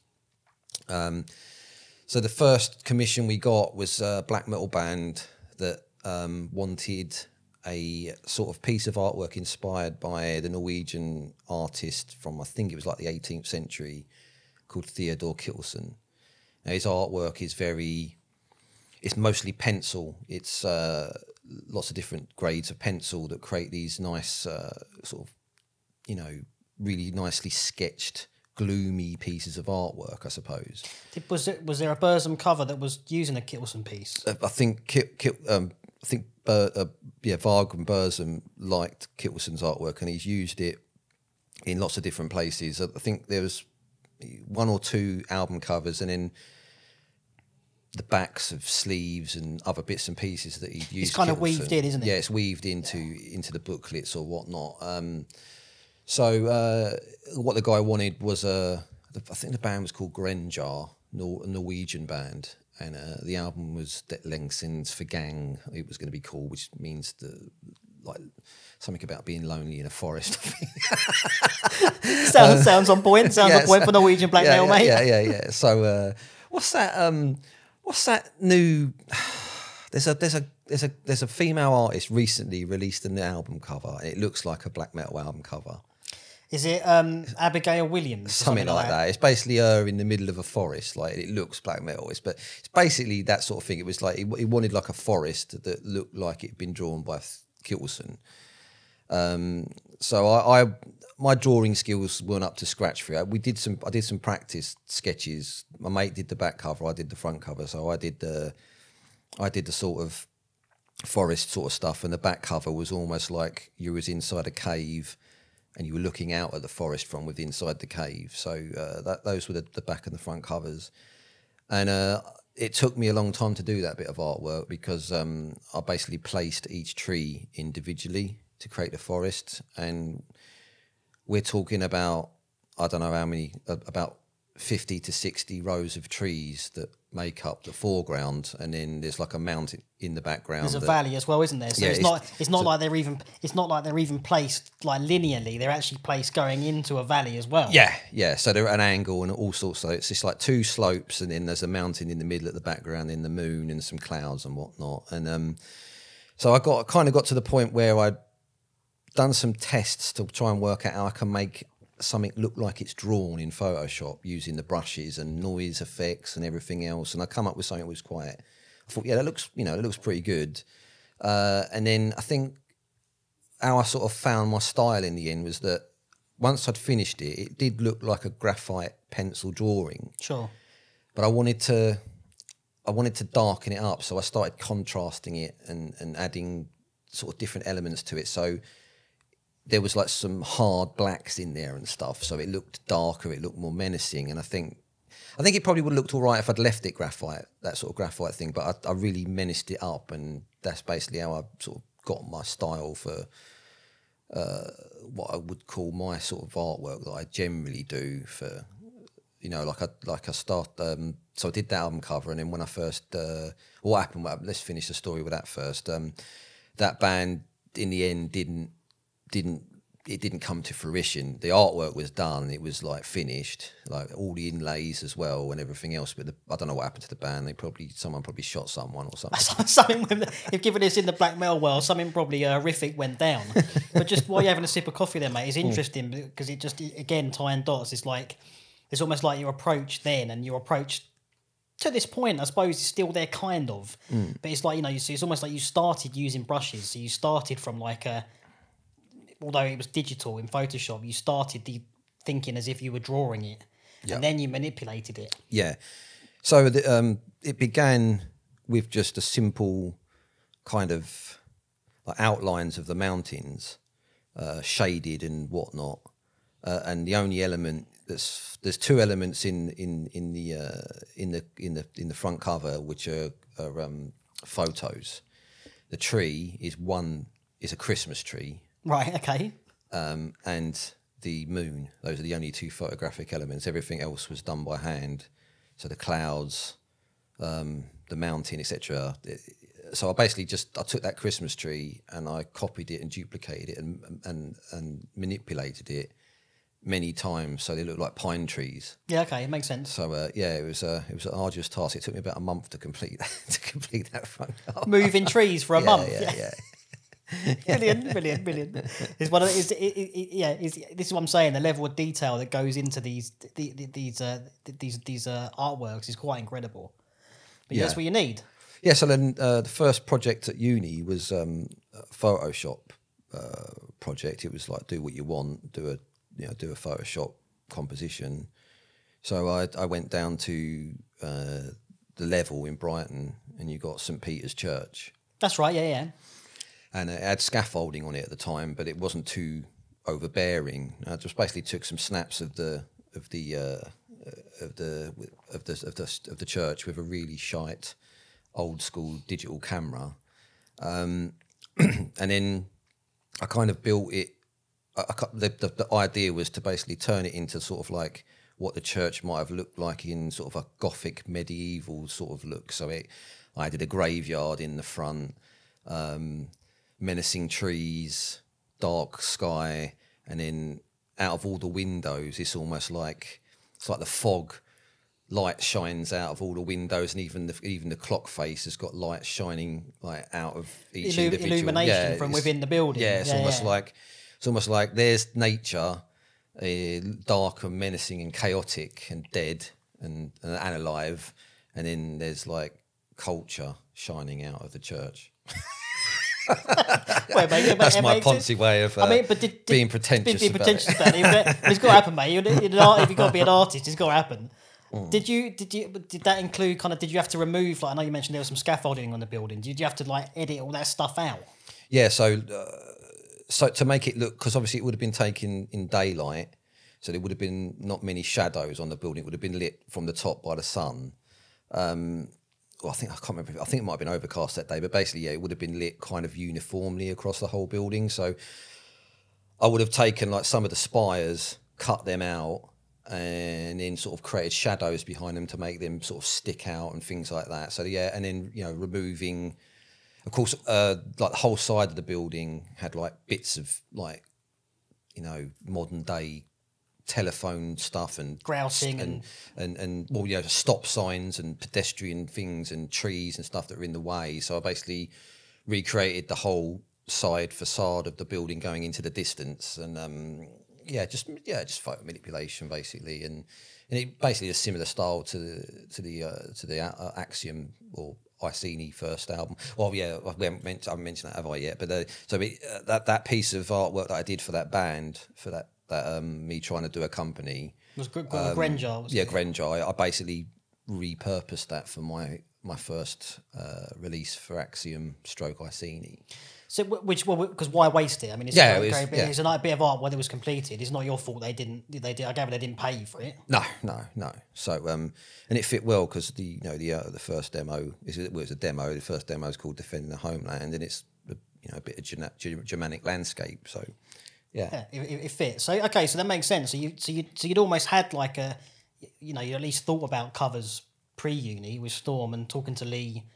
From your first job and kind of the connections you worked there. Another thing that's interesting is it sounds like you went to uni with a lot more experience of using this software than perhaps some of the guys on the course who would have just rocked up and never even opened Photoshop before. Sounds like I could be wrong, it sounds like when you got there, you were kind of more like clued into what Photoshop was, which perhaps freed you to start looking at music more. Like, whereas the other guys are like, which icon's the Photoshop icon? Well, yeah, I mean, I guess, like by the time I went to uni, I was 23. So like a lot of kids go to uni at like 18, don't they? Generally speaking, 18, 19, I suppose.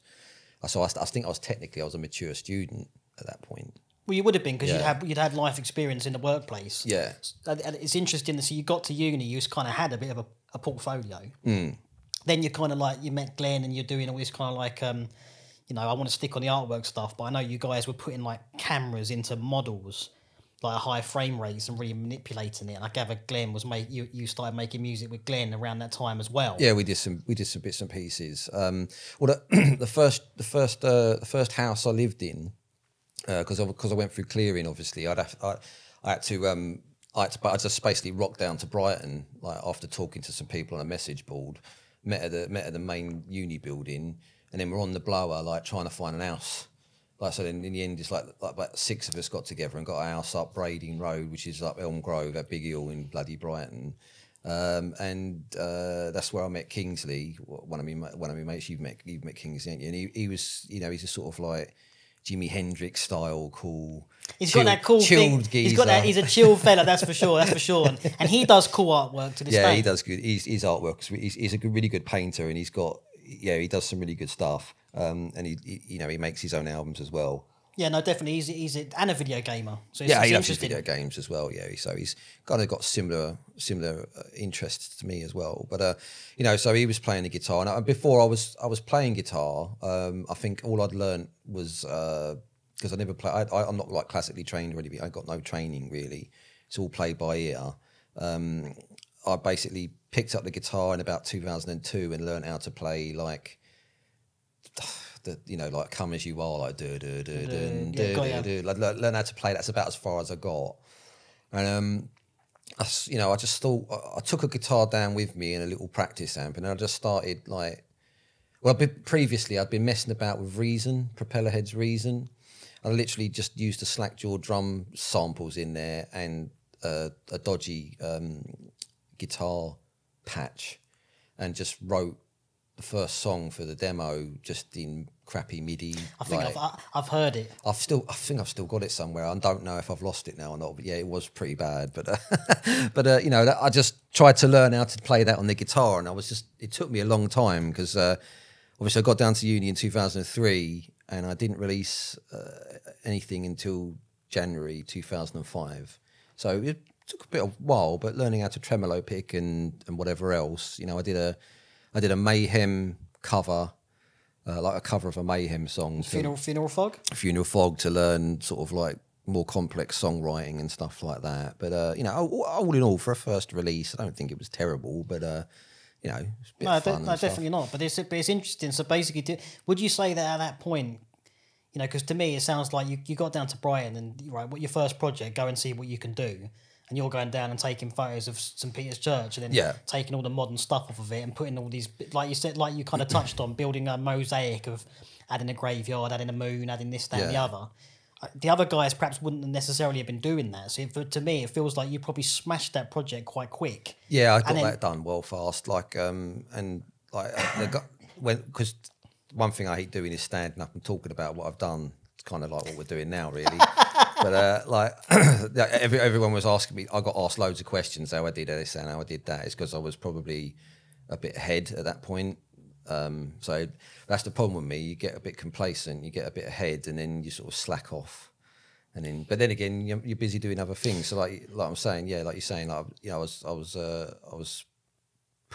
was spending a lot of time doing other things rather just uni, as well as getting drunk and whatever else. Living a uni life, mate, down in liberal Brighton.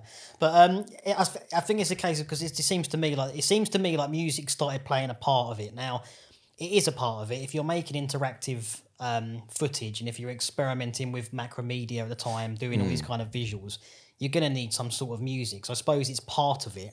I don't know whether, I know people like Glenn.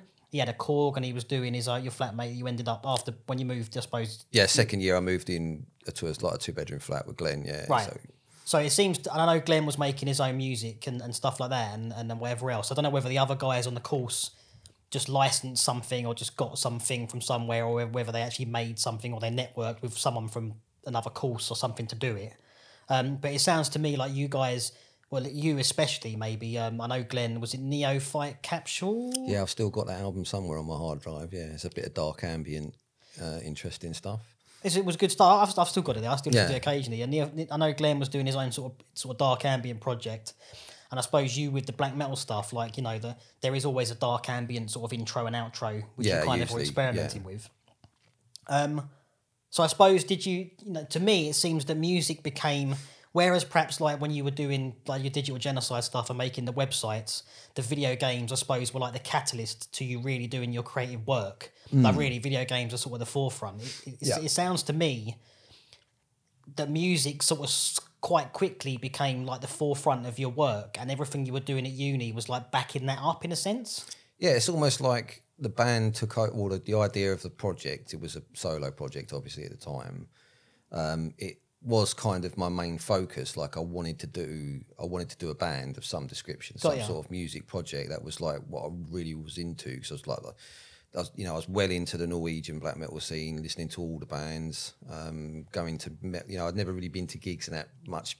I've been to like a couple of gigs before I came to uni, when I just started to leave my house or whatever, my little bedroom. Yeah. When you started becoming sort of in some way what you might call a social human being. Yeah, to a certain degree. So Yeah, so basically everything that I did at uni kind of was an experiment to back up or utilize, get skills that would complement being someone who makes music. So I think one of the projects was to make like a author a DVD. So I have a bit of video and a menu. Sure. That was just like a cheap, quick module in the first year, I think it was. And I think it was around about the end of the first year. And by the end of the first year, I'd think I'd finished a version of the main track from the first demo. So what I did was I took like about a 40-second sample out of the song, where it changes and finishes, so it sounds quite it gets quite sort of, I'd say a bit euphoric or whatever. Sure. At the end of that part of the song, and I sort of stitched together sort of typical music. It was like a music video promo. It wasn't a full music video because the song's like, I think it was about 8 minutes long. When I think it's quite repetitive, of course, but that's the way black metal is sometimes. But so I just took a section of it and used it as like a promo. And basically, there's a bit of me playing the guitar in it, but most of the footage is like done in my sort of style that I'd worked out with the artwork for the demo and that church sort of bit of artwork, and kind of stitch that in with like shots like from Gladiator. So there's the Gladiator, the beginning of Gladiator, where they're fighting against the Germanic tribe. There's the Gauls, isn't it? Yeah. And they're all running down from the woods, and there's like catapults flying everywhere. So I've darkened that all up and made it look like the church sort of artwork. Like it's all black and white, all very high contrast and whatnot. And I've also merged in stuff from the Lord of the Rings cartoon. Yeah. Don't know, you've seen that, haven't you? Like the old 70s Lord of the Rings cartoon. I quite like it. Yeah. Gollum looks grim in it. Yeah, I think it's great. I really like it. But yeah, so it's just it was an experiment in how to put together a video. So yeah, another bit of like complementary. So like if I was going to go off and sort of do album covers or even just multimedia art for bands or whatever, it was every project I was trying to bring it round into the music realm, I suppose, if that makes sense. Like one of the projects was a kind of it was a director project. So directors like say like when like touch screens first came out. Like you go to a museum and there'd be like a touchscreen sort of presentation telling you about the artifact or something. Like it'd just be like simple things like press the arrow and you get some text come up. So I did like the history of black metal in a museum style sort of thing. Okay. So like anything like that really, because one of the ideas I had, which would never have worked anyway, but it would have been nice, is that. Instead of like a bespoke music video, the whole album would have had like a multimedia aspect to it. So instead of just like bunging it on an MP3 player, you put like a DVD in the telly or in your DVD player, and the whole album would be animated. So like basically like an experience, which is interesting as well, given that we know that the conversation we had earlier in the podcast is that everything was going digital and no one was holding that thing. I suppose in your mind that was bringing it back and more, and bringing the video game stuff into it as well, is interactive. Yeah, because I suppose at that point it was becoming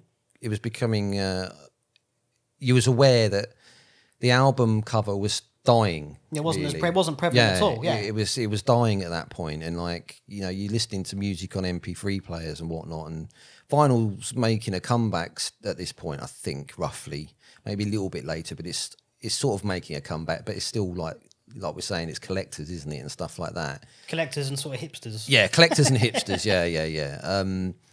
They probably. Let's not talk about hipsters because it's just whatever. But so like the idea was basically, instead of just throwing a CD on and slinging the case and getting pissed, like you got a multimedia experience. Because Glenn at the time, Glenn was like going into the goth clubs and VJing, Right. like just you know, doing all sorts of weird stuff, like, you know, just throwing up weird grim visuals in the middle of the goth club to give it some sort of like extra level of like darkness, Extra level of debauched weirdness. Yeah. So we fed off each other, I suppose, to a certain degree, and I suppose the idea maybe spend a little bit from that as well, like the idea of like having a you know a sort of light show or a visual show in a goth club while you're slam dancing or whatever the bloody hell it's called. I can't remember. Is it slam dancing? Slam dancing is a thing. Yeah, I don't know. I still don't know what it is to this day, but it sounds. You heard the term. But so you know, it's so it all sort of tied in together, and just it built from there really. I think as well, we got to talk about things like time commanders, because I know when you know, like when we first like became mates, sort of thing. You know, after me buying your demo, your first demo off of Brighton Rock, and that's again the internet as well was definitely there was definitely more of a community thing. I think it was easier in a sense especially if you're I suppose if you're obscure, it's still easy to a point, but it's just not, because it's so dominated the internet with it's just not the Wild West anymore. The community side of it's gone. It's centralised now, isn't it? You've got Facebook pages.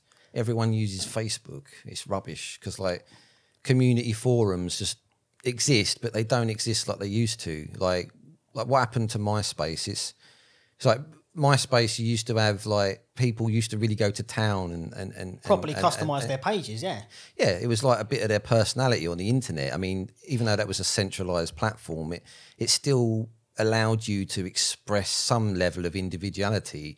Today, you've just got a crap wall that gets worse and worse every time they update it. Change it. And now you can't even sort of have a different opinion about like something like COVID. You get banned or deleted or whatever else. It's just pikey. I'm just like, everyone should just delete Facebook. Just get rid of it. You know what I mean? I agree. I mean, I've deleted it all from my phone. It's gone. It's gone now. And I think it feeds it like really when I was just moving, because I had moved down to Brighton, I suppose in 2002, and I finished out my school there.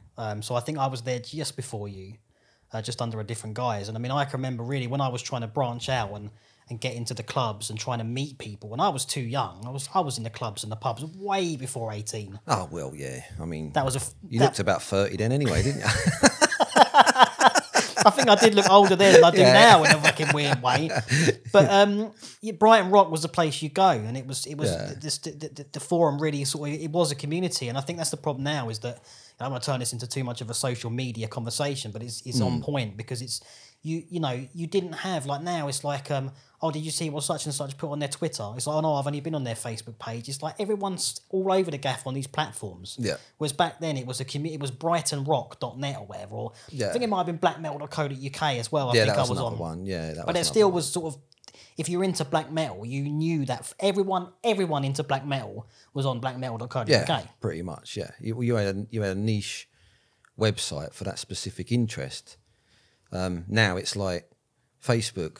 There's black metal gigs going on here. Are you going? Are you thinking of going? Like, it's what I'm saying. There's no conversation. It's just a load of people who don't know each other. Oh yeah, I'm going. I think I'll go to that. Yeah. Whereas before you'd have actually a forum post about it, and I can remember even going to some gigs and sort of looking out for someone you've been having a chat to, or trying to date. Yeah. Like some girl you happen to be talking to online, you know, trying to like, is she here? Where's she at? I was doing that all the time. And MySpace was like that as well. Yeah, you could talk to birds on MySpace and they'd be interested, you know what I mean? But now you swipe right on Tinder and they think you're a wanker.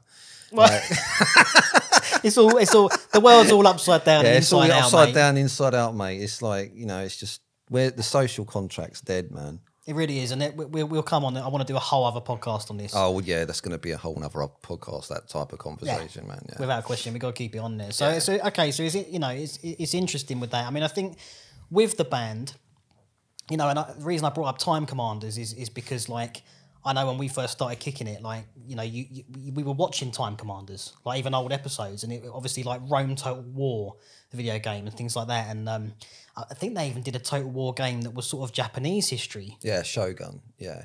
Well, basically, we need to sort of maybe just describe why we're talking about Time Commanders, because really the Time Commanders and stuff like that is basically a show about ancient battles using video, like a video game made by Creative Assembly called Rome Total War.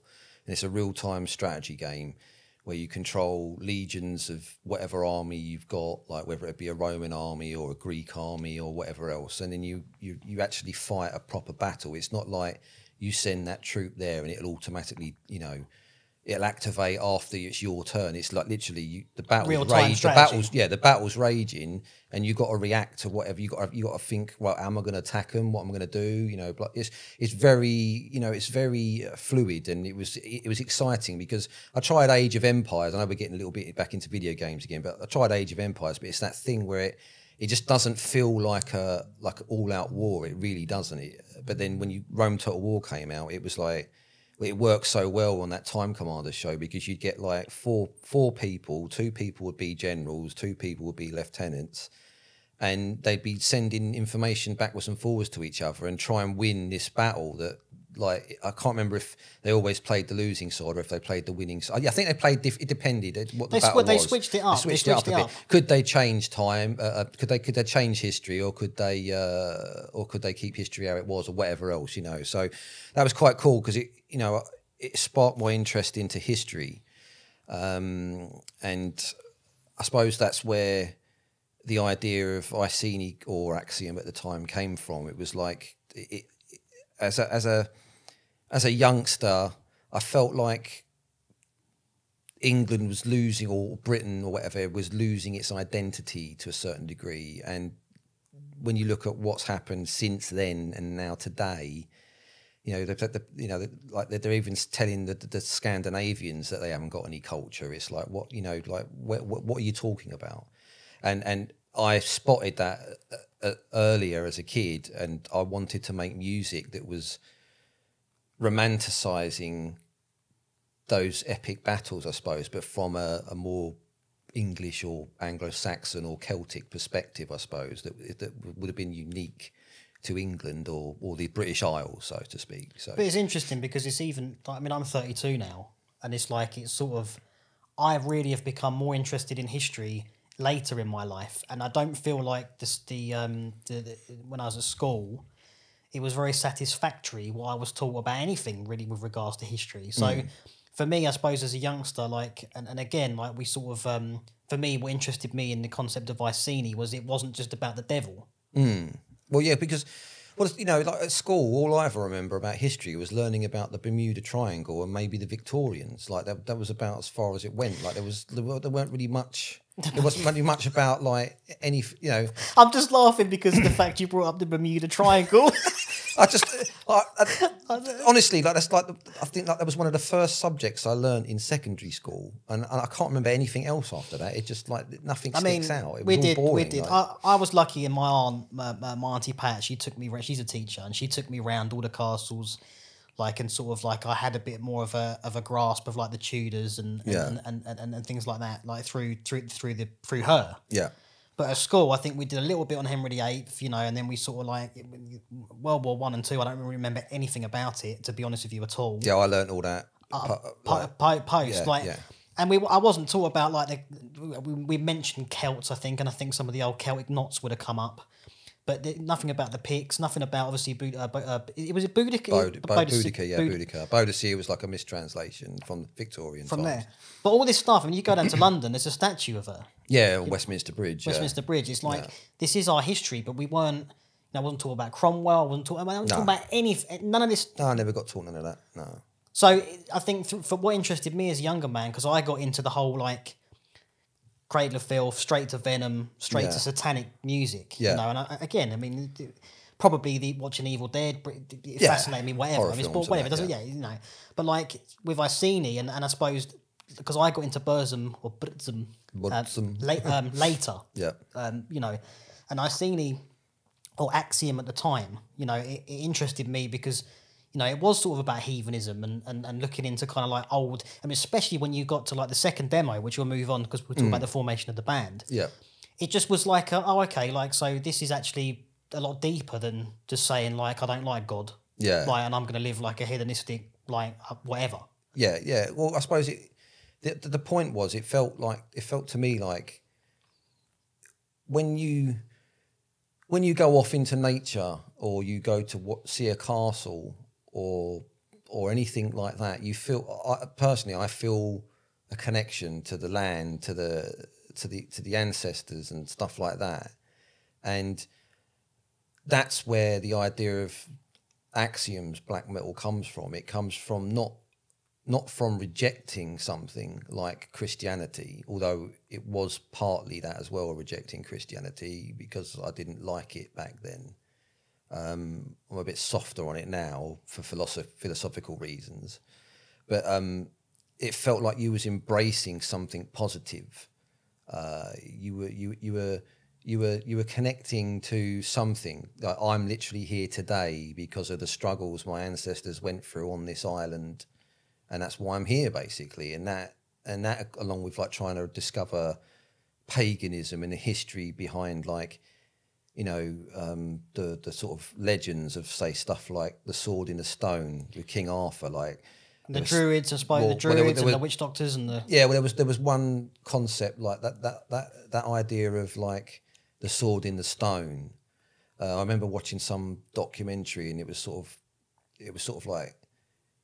not argued, but it was hinted at that like maybe the whole sword in the stone myth came from the shamans who first worked out how to smelt iron. So you literally are pulling steel out of like rock. Sure.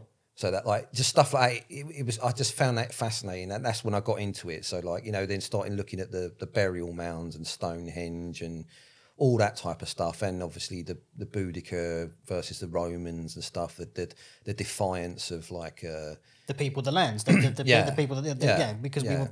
It's the birth of the nation, stuff like that. Yeah. But I feel like that came obviously the first demo. You know, really, you had a cover song on there. Defending the Homeland was the longest track. This is the second version. It's 10 minutes. I think it's about 8 minutes 20. Yeah. And then you got Christ Brethren. Yeah, which is about the brethren. Yeah. It's about the brethren. Yeah. But like, so what? Walk me through it then, because we were friends at this time, and I remember I had bought like a crappy guitar. It was awful.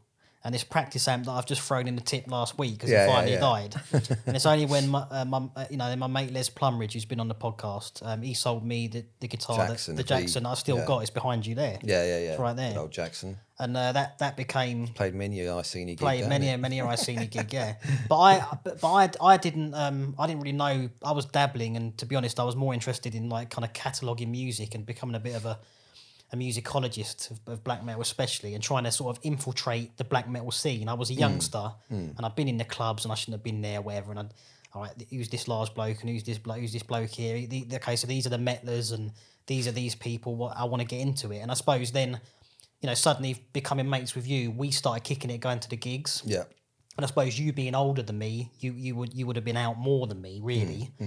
I was still trying to get into the pubs I could get into, and being a complete nightmare, basically. And I suppose we became mates, didn't we? I bought your demo off of. I swear I bought it off Brighton Rock. Whatever. Yeah, I think did you have a web? And I think you might have. You either found the website axiomhorde.tk on there, or you found it somehow. I don't know, because I did post the music on a lot of different places, like to get us a bit of exposure and whatnot. But yeah, you probably found it something like that.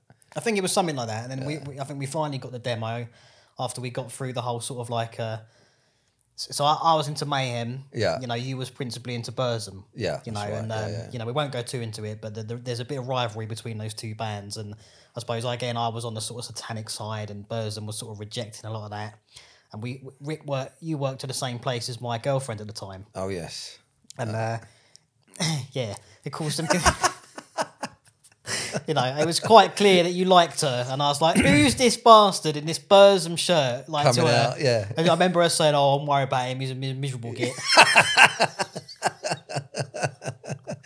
You know, and then I think the email, because I think I was like, I think I bought the demo, and I don't think I followed it up. I think you emailed me and said, "I'm sorry, mate. I've just got back from Germany." Yeah, I was in Germany at the time you bought it, so I said I can't send it to you now. I'll be back in a couple of weeks, and I managed to get it to you. But so we somehow got over that kind of like, you know, I think we got over that sort of like. Yeah, when we finally had a chat, like it was like, Instead of hello, just, mate. Yeah, all right. instead of just smearing at each Just other. sort of I'm like, looking at each other like, who's that wanker? Like, you know. yeah, he's wearing a Burzum shirt and he keeps looking at my bird when he's coming down the stairs. Yeah. You know, is that sort of thing. So when do you think do you think it was through sort of watching those getting more into history? What again whilst you was at uni? Like again, it seems like you was very extracurricular at uni, mate.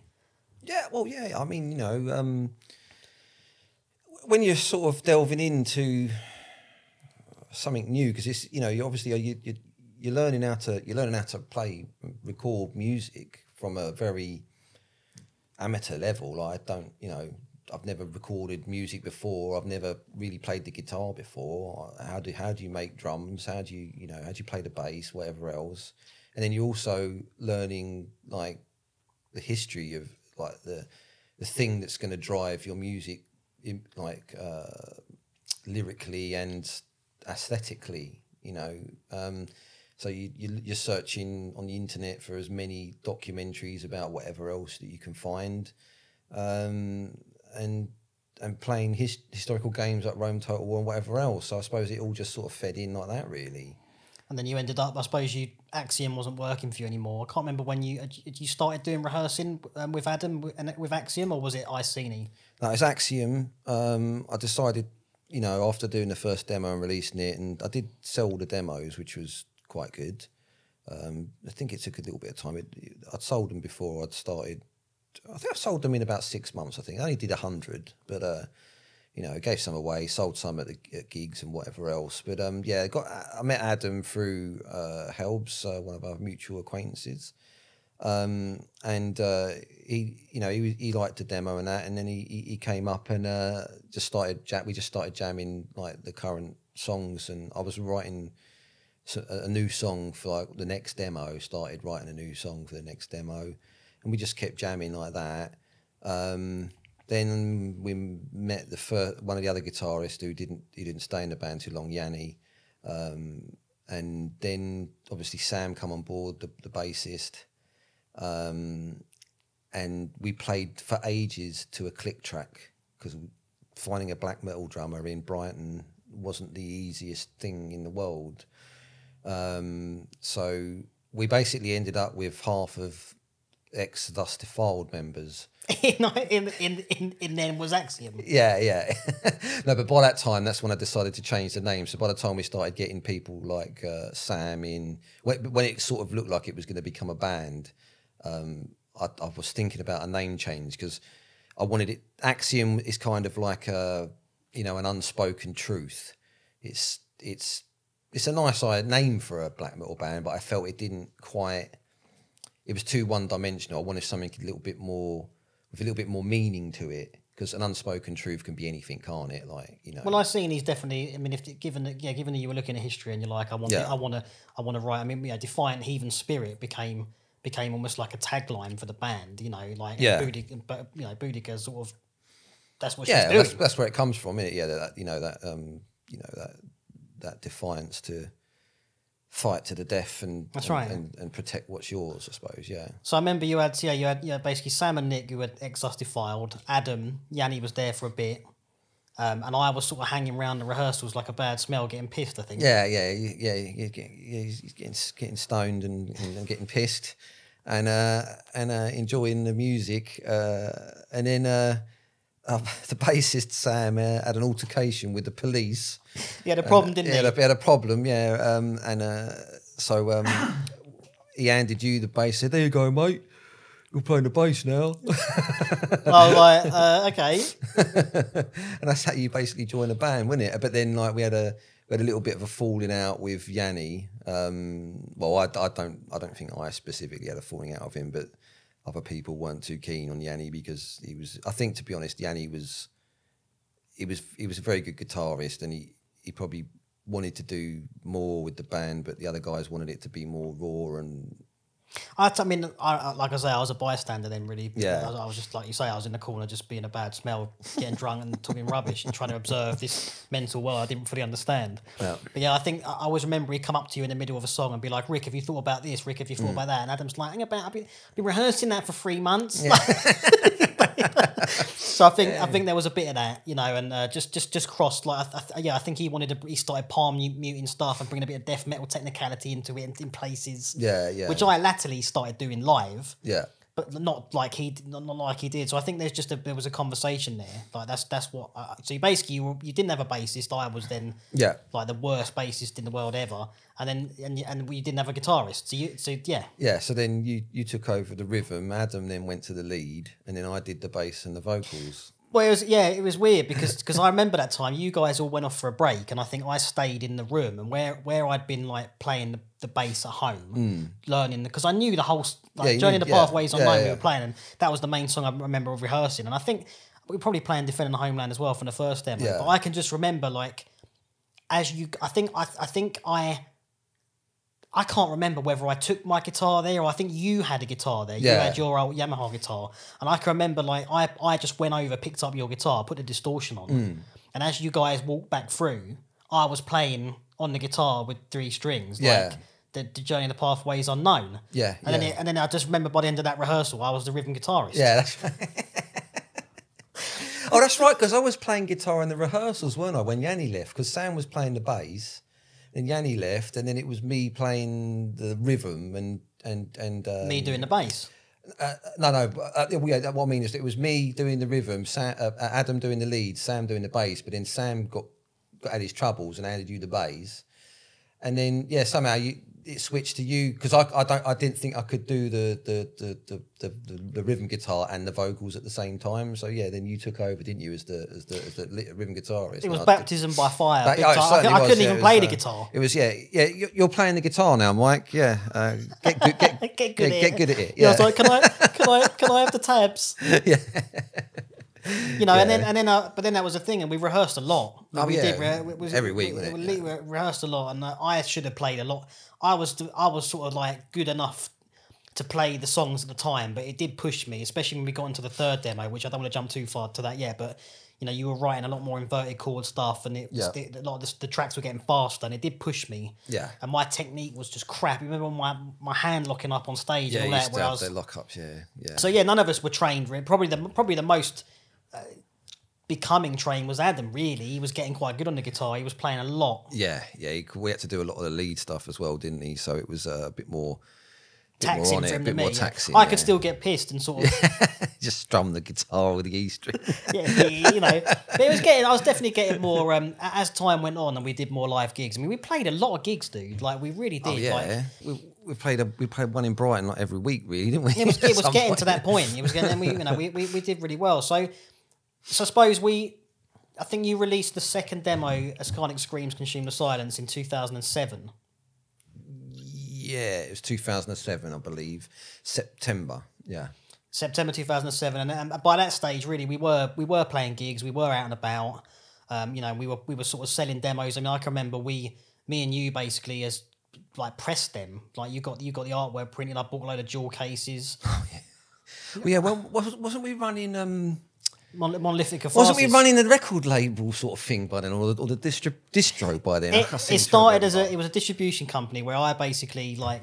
Sorry, I'm just adjusting myself. That's all right, mate. I got a loan, didn't I, from the bank, and I wanted to run like a distro. I wanted to buy because we were going to a lot of the gigs. Yeah. I wanted to basically buy and sell merch as a way to try and get into the music industry because I suppose I didn't play any instruments and I was hanging around. Well, this is before I joined the band. Yeah, that's right. Yeah. But I wanted to be involved in the music industry in one way, and I thought I could get into it through the merch and whatever else. And then I think when we ultimately ended up in a flat share, you know, it made sense as well playing in the same band after uni. Yeah. I think we had plans to expand it into a record label, and it kind of was in a way because you could say that was mixed and mastered by you. Yeah. At what started as Monolith Studio and then became Monolithic Records. Yeah. But the Monolithic Catharsis was like the sort of distro side of it. I mean, we wanted to do a web scene and all sorts of stuff we had planned, and you designed that website as well. Yeah, another website. So I suppose that is 2007 was a busy year because I had all these T-shirts everywhere. I still got photos. Hundreds of T-shirts everywhere, and I was talking to dodgy people in Serbia and getting all this stuff sent over and whatever else, and trying to sell it and whatever else. And you were doing the website, you know, and the website was fairly successful, really. Yeah, we got a lot of different stuff from different bands, didn't we? Like, All over the place. We had a web zine on there as well. Was it Corpse Player? Corpse Player, something like that.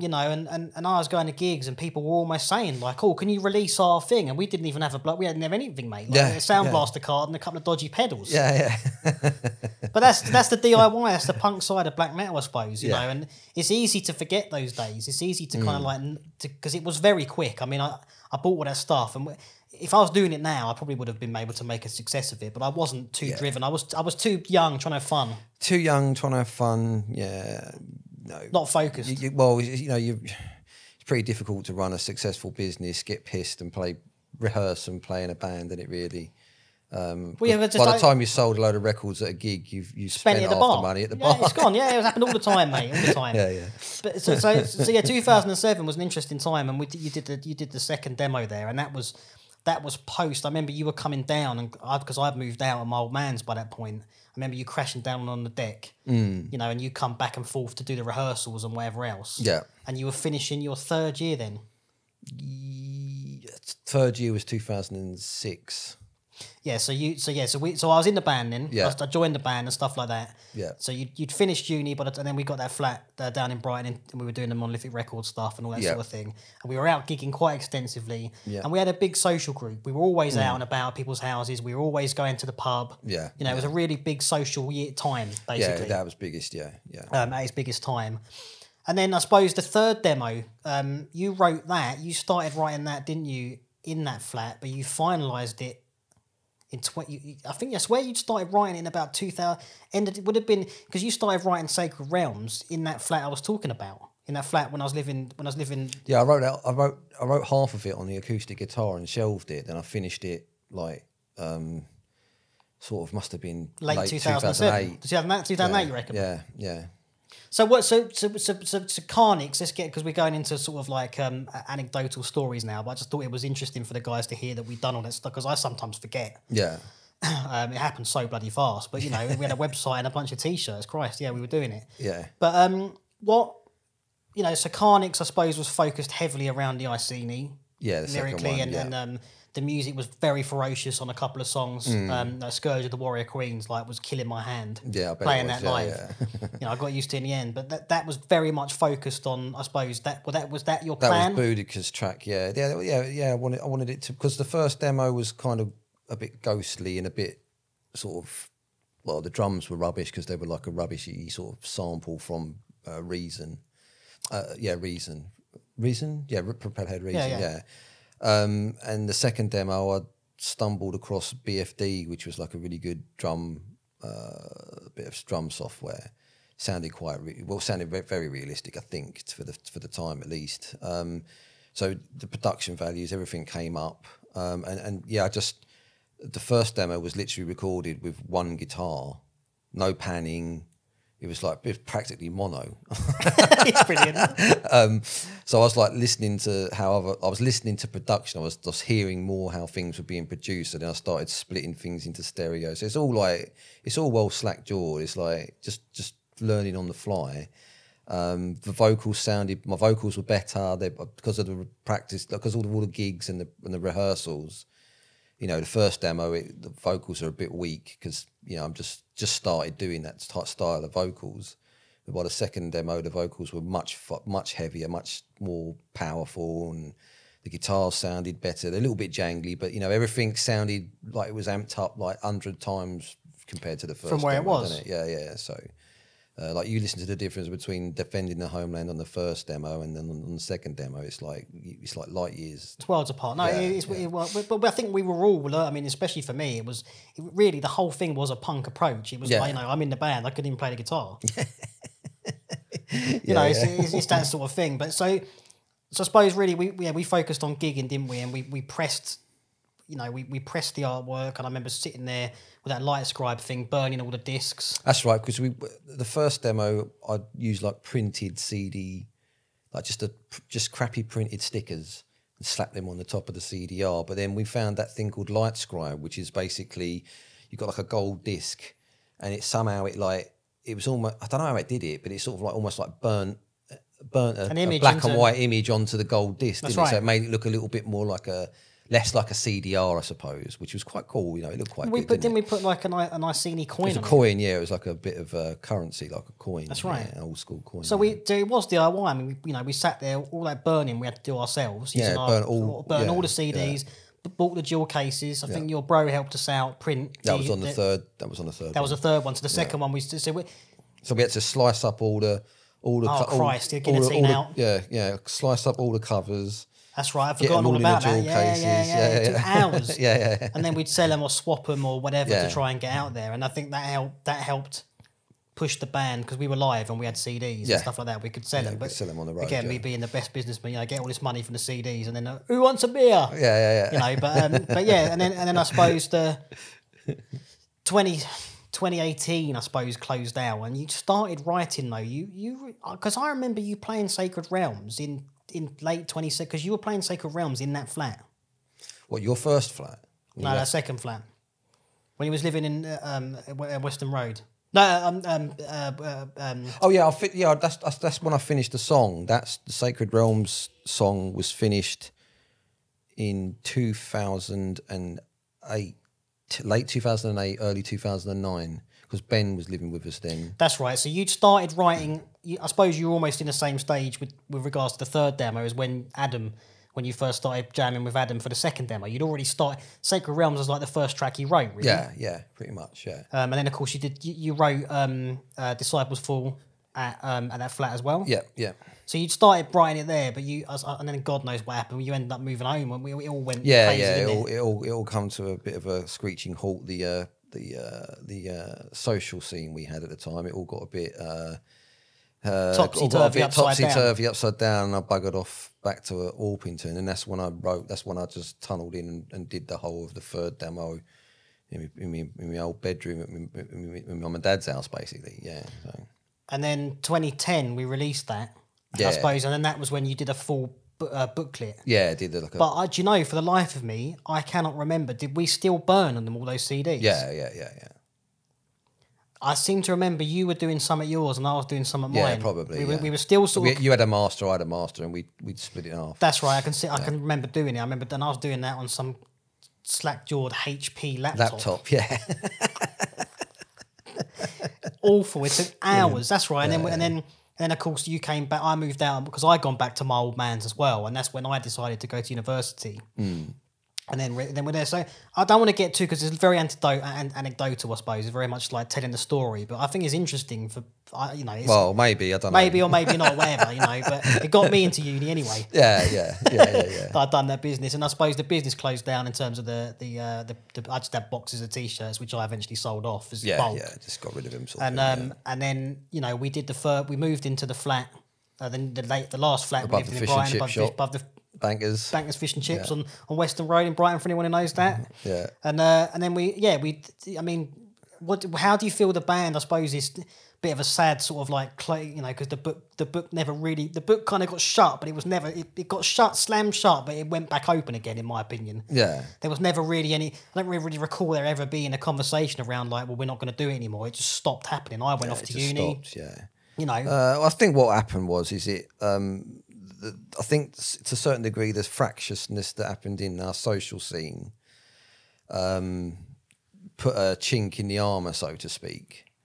And, we did some of our best gigs in 2009, 2010. Well, yeah, we were playing, for anyone, Destroy 666, Watain, we were playing with some big Waylander. We got some good reviews in the press as well, in some different webzines and web blog sites. Yeah, we were opening for big bands. We were playing at the Underworld. We were in the scene. We were becoming established. Yeah, and I think what killed it ultimately was when we went to that gig in Colville. That's right. We drove up there. It was a bastard long drive up there. We met some good bands and stuff. But I was shocking. My vocals were shredded for some reason. I sounded crap, but it just didn't. I think there was just too many. There was too many unresolved, fractious situations that had happened during our social Well, I remember we even had a row because we were keeping in the van, weren't we? We had a row in the van. Oh yeah, I remember we had some sort of row in the van. And I think you went and kipped on the grass. I woke up and thought, "Fuck me, I'm going to die." This was in the middle of winter. It was not fuck cool, you, mate. Fuck you, I'm going to sleep in the woods. Yeah, that's right. That's right. And I think we just got back, and I don't know, we didn't rehearse anymore. It just sort of stopped. Like it was like I can't be asked to do this anymore. Like that gig was shit, and like I think because we came from the underworld where we opened for Watain Destroy 666, and there's a really good buzz about it, and we had a great sound, you know, because we sound checked. We did Infernal Damnation as well. Yeah, we did a really good there, and I think just. We played that gig, which seemed like at a higher level, and then we sort of ended up at that Colville gig. And I mean, we met the vocalist of Sabat. Yeah. We met some good people in there. It just felt flat, and I reckon that. And then I suppose I was sort of like, you know, because you were doing a lot of organising the gigs. Yeah. But it was always me and Adam up early, like getting a van and mucking about. And I think I was sick of it. Yeah. In that capacity. I think everyone was just sick of it. I think it's just sick to death of it. I mean, it's a constant like loading all the gear, having to stick 500 quid on your credit card for bloody the insurance for the van or whatever else it was, the petrol, the driving, you know, I think we just got tired of it basically. I remember some blame coming my way from the guys of like, well, you've gone to uni and now you're not focused. It's like, well. Whatever, like it just it's just all that sort of stuff. But I think it's just like you say, it's just fractiousness in relationships. Yeah. It just broke there. Everyone really went there, started going their separate ways. It was weird because it was even like relationships, like you know, like were breaking down. Not just friends, but actual like romantic relationships. People were leaving their girlfriends or whatever. It was weird time. It's just that whole scene just broke up. It just diminished and disintegrated, which I suppose then. You know, that slammed the book really on Iceni. Like I say, but I always felt we should have done, because we were planning, I was going to be recording the new album. Yeah, we had plans to record an album and it never happened. And I just never felt like going back to it, but it feels possibly this year we'll record an album because I've started having feelings of like doing music again. It's just, I don't know, for some reason, I've enjoyed listening to music the last decade, but I just haven't really had an itch to write anything specific. I dabbled a little bit with some bits and pieces, but making music wasn't really something I was worried about for some reason. It fell out of love with it a bit. But I think it's the same old thing we touched on. It's like, you know, if you have an inquisitive, interested brain, if you like, and you get to a certain level where you think, well, look, I've just written 3 demos, we played all these gigs, you know, we got music videos, whatever else. I suppose in some ways, like, and then you've got all the contention with that as well. I mean, this is not new stuff, man. How many bands have gone through that? I mean, it's ridiculous. I mean, most bands who've been in their like 3rd or 4th decade hate each other.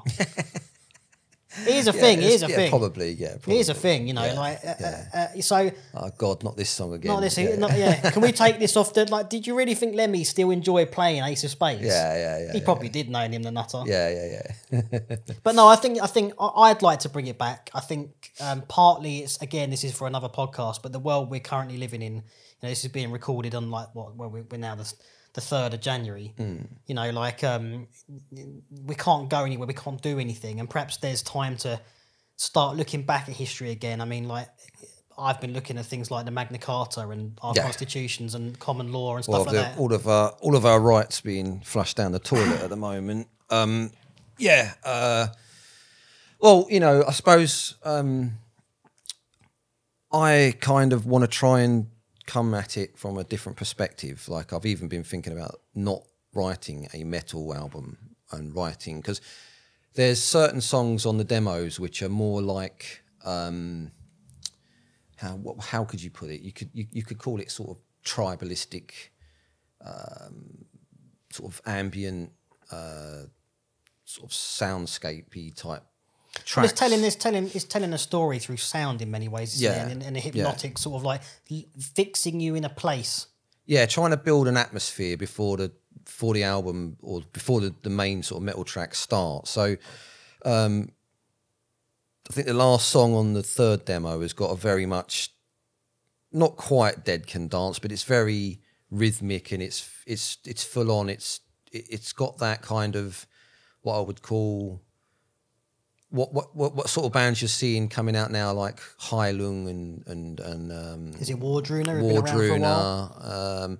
The sort of, I think the show The Vikings has helped reinvigorate that kind of idea about, European paganism and whatever else. And I think there's bands that are tapped into that, or maybe even the Vikings tapped in to bands that were coming out. But like there's that band Highland, which is very visually orientated, but like you know, the music is primal. It's mainly rhythmic and drony with and what lifts it up from, say, some of the more sort of amateur, I wouldn't call them amateur, but guys who basically did it on their own with like a slack-jawed sequencer and a sampler or something, and a synth. They tried to make that kind of music back in the 90s, you know, in the black metal sort of scene. They didn't. I suppose, was it Perun Wit? Is it Perun Wit, one of the bands that were on a split? Yeah. But it sounded terrible, to be honest. Yeah, no, I liked it, but yeah, what they were trying to do is the same thing Highland does now, but Highland is much more successful at it because they've literally got 10 of them and loads of weird, like they've got bones, they've got stones, they've got whatever. They've got loads of really weird, almost found instruments, like a skiffle band, but like done in a kind of Iron Age pagan way. Does that make sense? Yeah, and they get up as well, and there's some really good vocalists in that band, female and male. Yeah. The girl's really good. I can't remember her bloody name. Maria, is it Maria something? I think it's Maria something. Yeah. I'll put it in the show notes. We'll have to check it out. Yeah, but like the thing is, when I was at uni, I was getting into something called holophonic sound. Now, people might know this as 3D sound now, but it's basically where you build a model of a human head and then you put microphones inside the ears.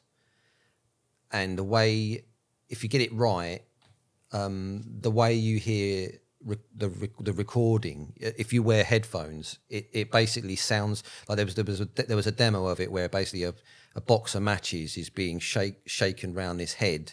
And when you listen to that with the headphones on, you think there's matches behind you because it sounds so realistic. Binaural recordings. Binaural, that's it. Binaural. That's what you call it now, don't you?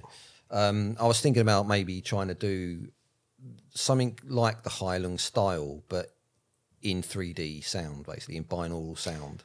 Well, this is interesting. Yeah. Because you know, I want you to feel like you're back in the day. And there's a campfire and people are getting naked and going fucking mental, basically. I don't know about your orgy things, mate.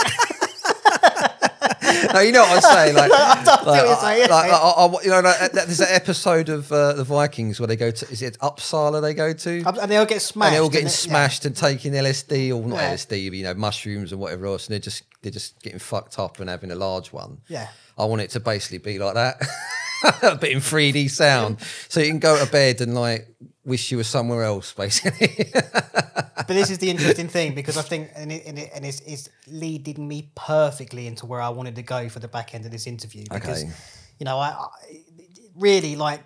I mean, I'm gonna do, I think, in this edit is I'll put bits of your artwork up. Okay. And I'll put kind of the demos and stuff because it will give it more context. Yeah, and hopefully the guys can go and look at it. I know you've got a portfolio site as well. Not many people know what Iceni is. Well, no, like I say, the book's been closed since 2010. Yeah. And even when the band was sort of big, if you can use that, it was underground.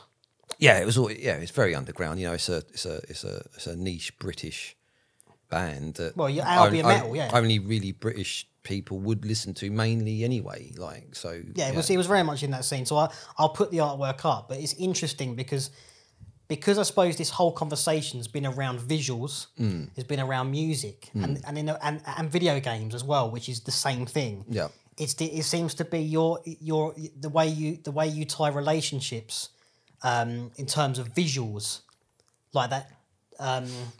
You know, multi sort of faceted. You know, your immersion through your experience growing up with video games, and then you're kind of like your experience working, you know, as a graphic designer doing artwork covers, your interactive stuff you've done, and we haven't even touched on your motion graphics work that you do for your day job. Well, I suppose that's what happened to me in the 2010s. Is I got a job doing like graphic design, but I ended up somehow forcing myself into being like an After Effects person. I learned After Effects on the job, and I now do motion graphics as well. So That so I sort of tunneled into that, and I got into like I sort of fell out of love with black metal and sort of almost to a certain degree metal in general. And I started listening to like synthwave, like the modern synthwave stuff, like Laserhawk and whatever else. Which sounds great as well. Yeah, it's good stuff. I suppose it's a weird thing because I don't know how people see. I've never really had a conversation about it before, but like I don't necessarily see it with. It depends on the band, of course, but when I made the music for Iceni, the music, it was visualized to me, like I'd see things, I'd hear the music, but I'd see visions of what it represented.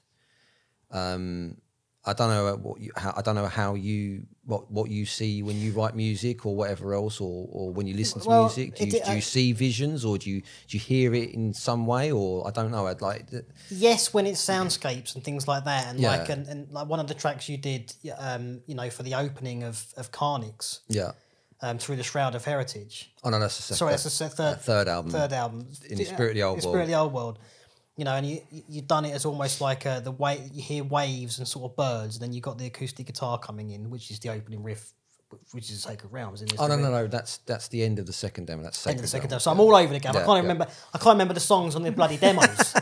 For God's sake, man, this is opening up old books. But like, you really painted like for me when I listened to that as well. And I mean, I played that track to like my mum and because I suppose because it was so niche and mental what we were doing, and I don't think my family really understood it, and they probably still don't. But like, I thought if I played them that track, it will show them a different aspect of what we were of what we were trying to do. And that track definitely, like I say, opens with the birds. It really it's almost like a shoreline, like at the sea, at the sea. But then it goes inland, And I remember you were trying to tell that story of like a bird sort of discovering old England, I guess. Yeah, basically. Was that? Yeah, that's kind of. And I know as well with the first demo, because we've spoken about this before, and because I've seen the visuals that you did surrounding that. The outro track is supposed to be like a church sort of blown up, isn't it, or exploding or burning down. Burning, yes. With your sort of anti-Christian phase that you went through. Yeah. So no, I think music is, and when I'm doing like because it's musical storytelling. Like if I've scored trailers that are sort of like, some of the trailers I used to score didn't even have any dialogue on it. So you're trying to tell a musical story of strife or whatever, but it's different with film scoring because you've got the visuals surrounding it. That's the thing, it taints you. It taints it. But if I do like we spoke about Les earlier, the bloke who sold me my friend who sold me the first guitar, mutual friend there, and he does these dark ambient tracks in caves and stuff, and you suddenly start feeling like you're there. So this is the interesting question I've got for you, because we touched on VR earlier and virtual reality.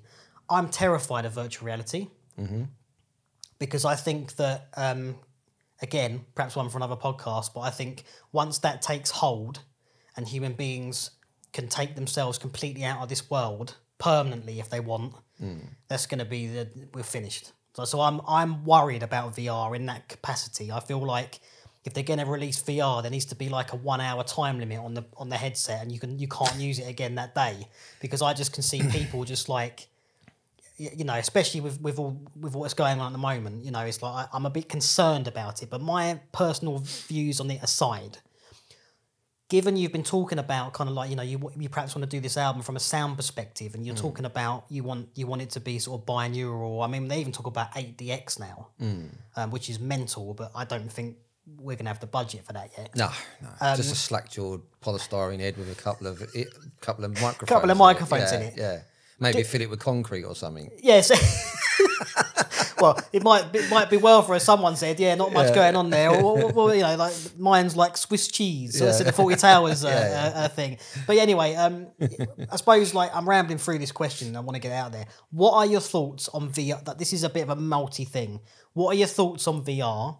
I suppose in terms of the next gen consoles for one, and what does it mean for immersive experiences like that to you? Like you're talking about, you want to do this with these headphones, you perhaps want to go to like a soundscape.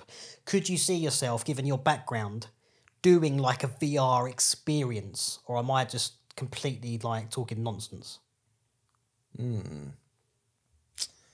Well, let me answer the first part of the question then, I suppose, because I understand why you're scared of VR, but we are. I think, like, I don't know. It could be 10 years. It could be less. We might be living in the real world in the Matrix by then. I don't know. Well, after this year, like the last year even, Yeah. like I think anything's possible. Yeah, anything's possible at this point. I think whilst it's good to escape into music, you could stay in that realm and not worry about VR. But I think, like, if I have to have a vaccine certificate to go to the pub, I'm never going into a pub again. So maybe You're gonna have a hallowed halls. Yeah, maybe I either need to find a speakeasy, and then maybe not need that sort of. I don't know. It's a difficult question because I don't like the way the world's going at the moment, and it's a big long conversation this, and we can't get into it too deep. Well, no, we won't because we're already coming up to 3 hours, and I wanted to try and cap off if I could around 3.25. But I just think it's an interesting. I suppose what you're saying is perhaps if we didn't have this situation going on in the world, your answer might be different. Yeah, well, I think it would be. The thing is, I don't think VR's dangerous. It's only dangerous if you allow it. It's like anything, isn't it? Really, like if you like alcohol, if you like drugs, if you like, I don't know, music. If you do too much of it, you kill it. Like, if you listen to the same album too many times, you never put it on again. Or if you all you do is listen to music, you never make music. You never do anything. Do you know what I mean? If you allow it to overtake too much, then yeah, it's dangerous. But I know I can see where you're coming from, but I think VR is like a slack-jawed thing that it's going to be far more immersive because you're literally going to. Well, we're moving towards transhumanism, so it's going to be like the Matrix. You're going to stick some spike in the back of your head, and you'll actually be there and feel like you're there. Yeah, I'm not sure I want to get involved in any of that, mate. Well, I don't know. It could be interesting. Well, it could be. Yeah, it could be. I don't know. Yeah, but that's what I'm saying. Yeah. That's what worries me. It's Yeah. like I think human contact's already like being pushed to the brink of not normal.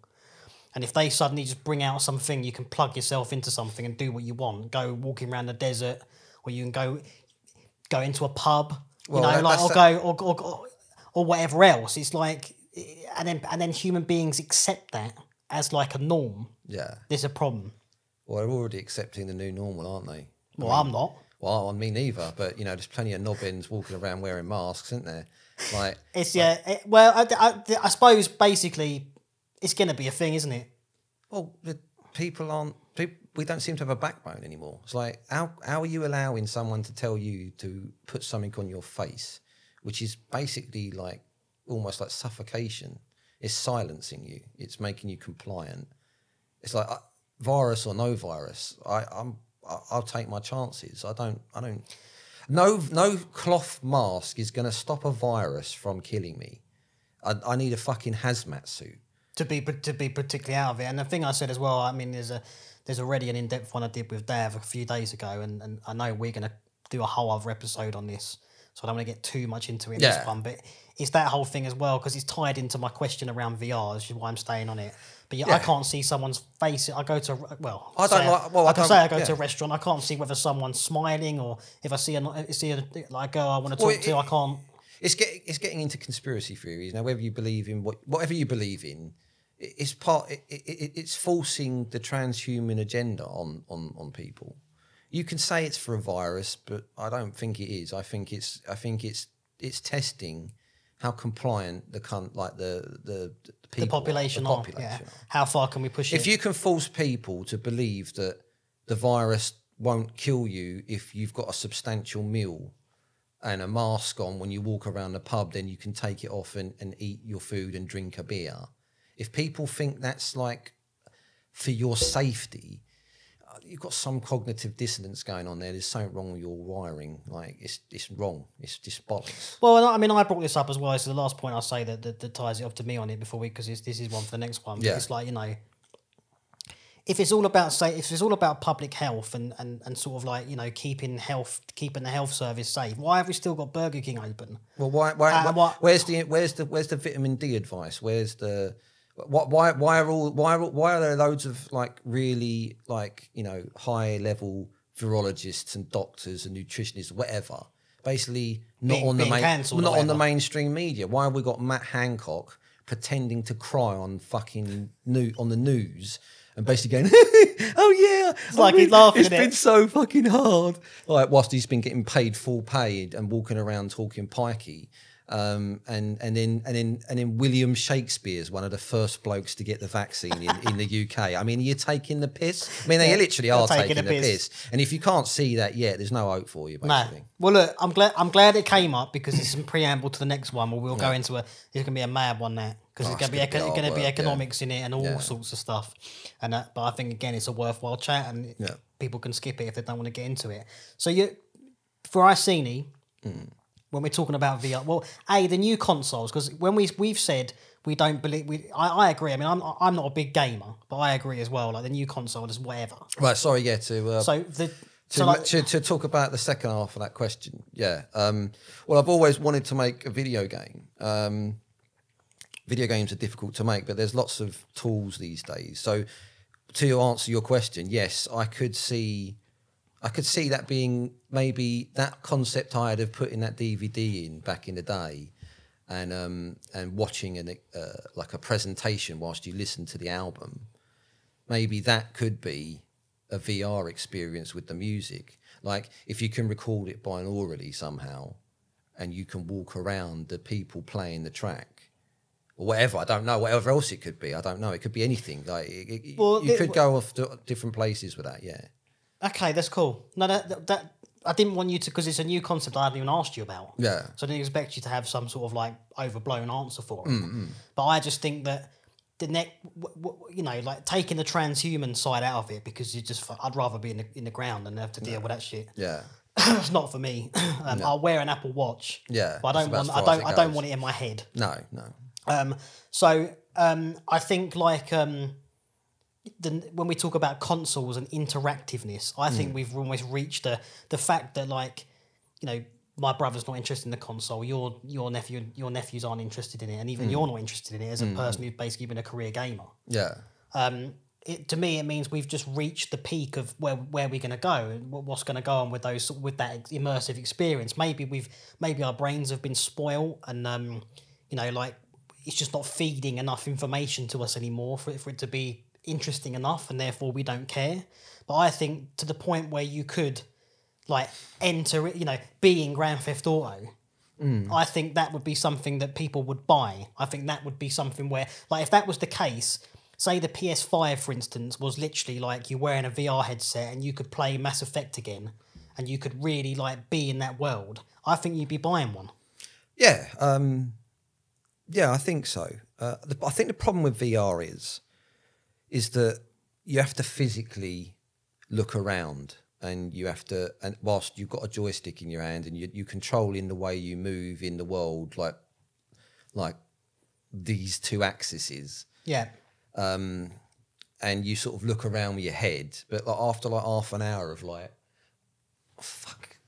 Over there, then you've got to move with the control of it. It's going to take you out of it. Yeah, it's not intuitive enough. It would literally need to be fed into your brain, like the recall in Total Recall. You get a dream implanted into your head, or almost like in Demolition Man. Yeah, where you got them two headsets. The sex scene or whatever. Yeah, it was bizarre. Yeah. Maybe so. I mean, I've never been too interested in it. No. I've dabbled in it, and I thought, yeah, okay, whatever. But to me, it just was like I could just see it. I got concerns about it. Yeah.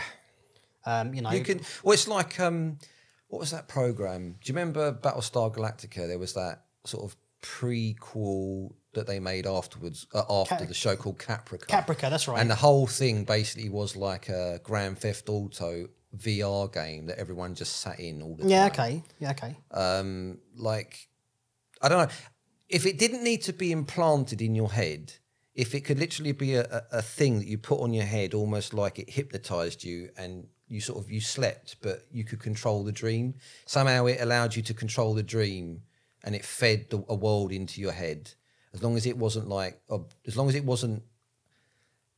changing you physiologically, as long as it was literally just like wearing a watch and you could look at the time and that's the time. If it worked in that capacity, then I think it would, because essentially it's like the Matrix, isn't it? It's just the way your brain is interpreting electrical signals. I touch this couch and it feels sexy, you know. You know what I'm saying? But like leave my couch alone. if you could do that, then maybe it would be okay. But I do think there's a unless you, because of course the other problem you got is it's highly likely that you probably, like Ready Player One, you probably have in-game currency that you could use in the world and have your groceries delivered whilst you're playing the game. Yeah, all sort of stuff. Yeah, who knows? Mate, who knows? But it's a new conversation. Who knows what the hell was going to go on? Like you could probably literally kill someone's character, get some like great weapon they've got, sell it on the market, and then go and buy your groceries. So you just go around like fucking everyone's day up just by killing them and taking all their gear. Sounds awful. Yeah, yeah. Well, at least depends it depends on you. At least you're not killing them in real life. But, this is very true. It's very true. Well, look, mate, thanks for coming on. You know, that's right, man. You know, I wanted to do it earlier, but to be honest, you've done. I mean, we haven't even touched the surface on what you've done. Yeah, I suppose so. I've been alive for a fair few years, son, I suppose. Yeah. So I think we both, like, you know, because I wanted to have you on within the first 5. Yeah. And I just thought, how am I going to attack this? You know, how are we going to do this? But I think it's given at least an overview of where we are. Yeah. It's introduced you. This is Rick. You know, we've had a chat. You know, and I think, you know, given the situation, I'm finding it very difficult to get people to come round and record, and we're a bit more dissident on it. Well, you know, let's just like. You're going to be on a fair bit, I think, son, is what I'm saying. Some people are scared. Some people are just conforming so that they can stay out of trouble. I'm literally just walking around as if there's no pandemic, because I don't think there is one. So. Well, it just seems to me like we're just in. I mean, I've tried to stay well away from it because it's just ludicrous talk now and whatever else. But we'll schedule another one in, you know, and we'll try and kind of like just have a chat. Because that's the thing, was like I said with these things, is like I've asked you a question about whether you think you could bring like a VR like full immersion experience into the next Iceni. That's a new. I hope you'll think about that. I don't know. Well, it could be done, yeah. You know, but no, we'll leave it there, mate. You know, I think we've got a lot of content in there. Thank you for coming on. Yeah, no problem, mate. And I'll catch you in another one, mate. Yeah, definitely, mate. I'm gonna try and do like I gotta move the microphone around like that. Right, me old son. Right, Lovely, mate. lovely. Good to see you, mate. Yeah, all right, you too, mate. cool.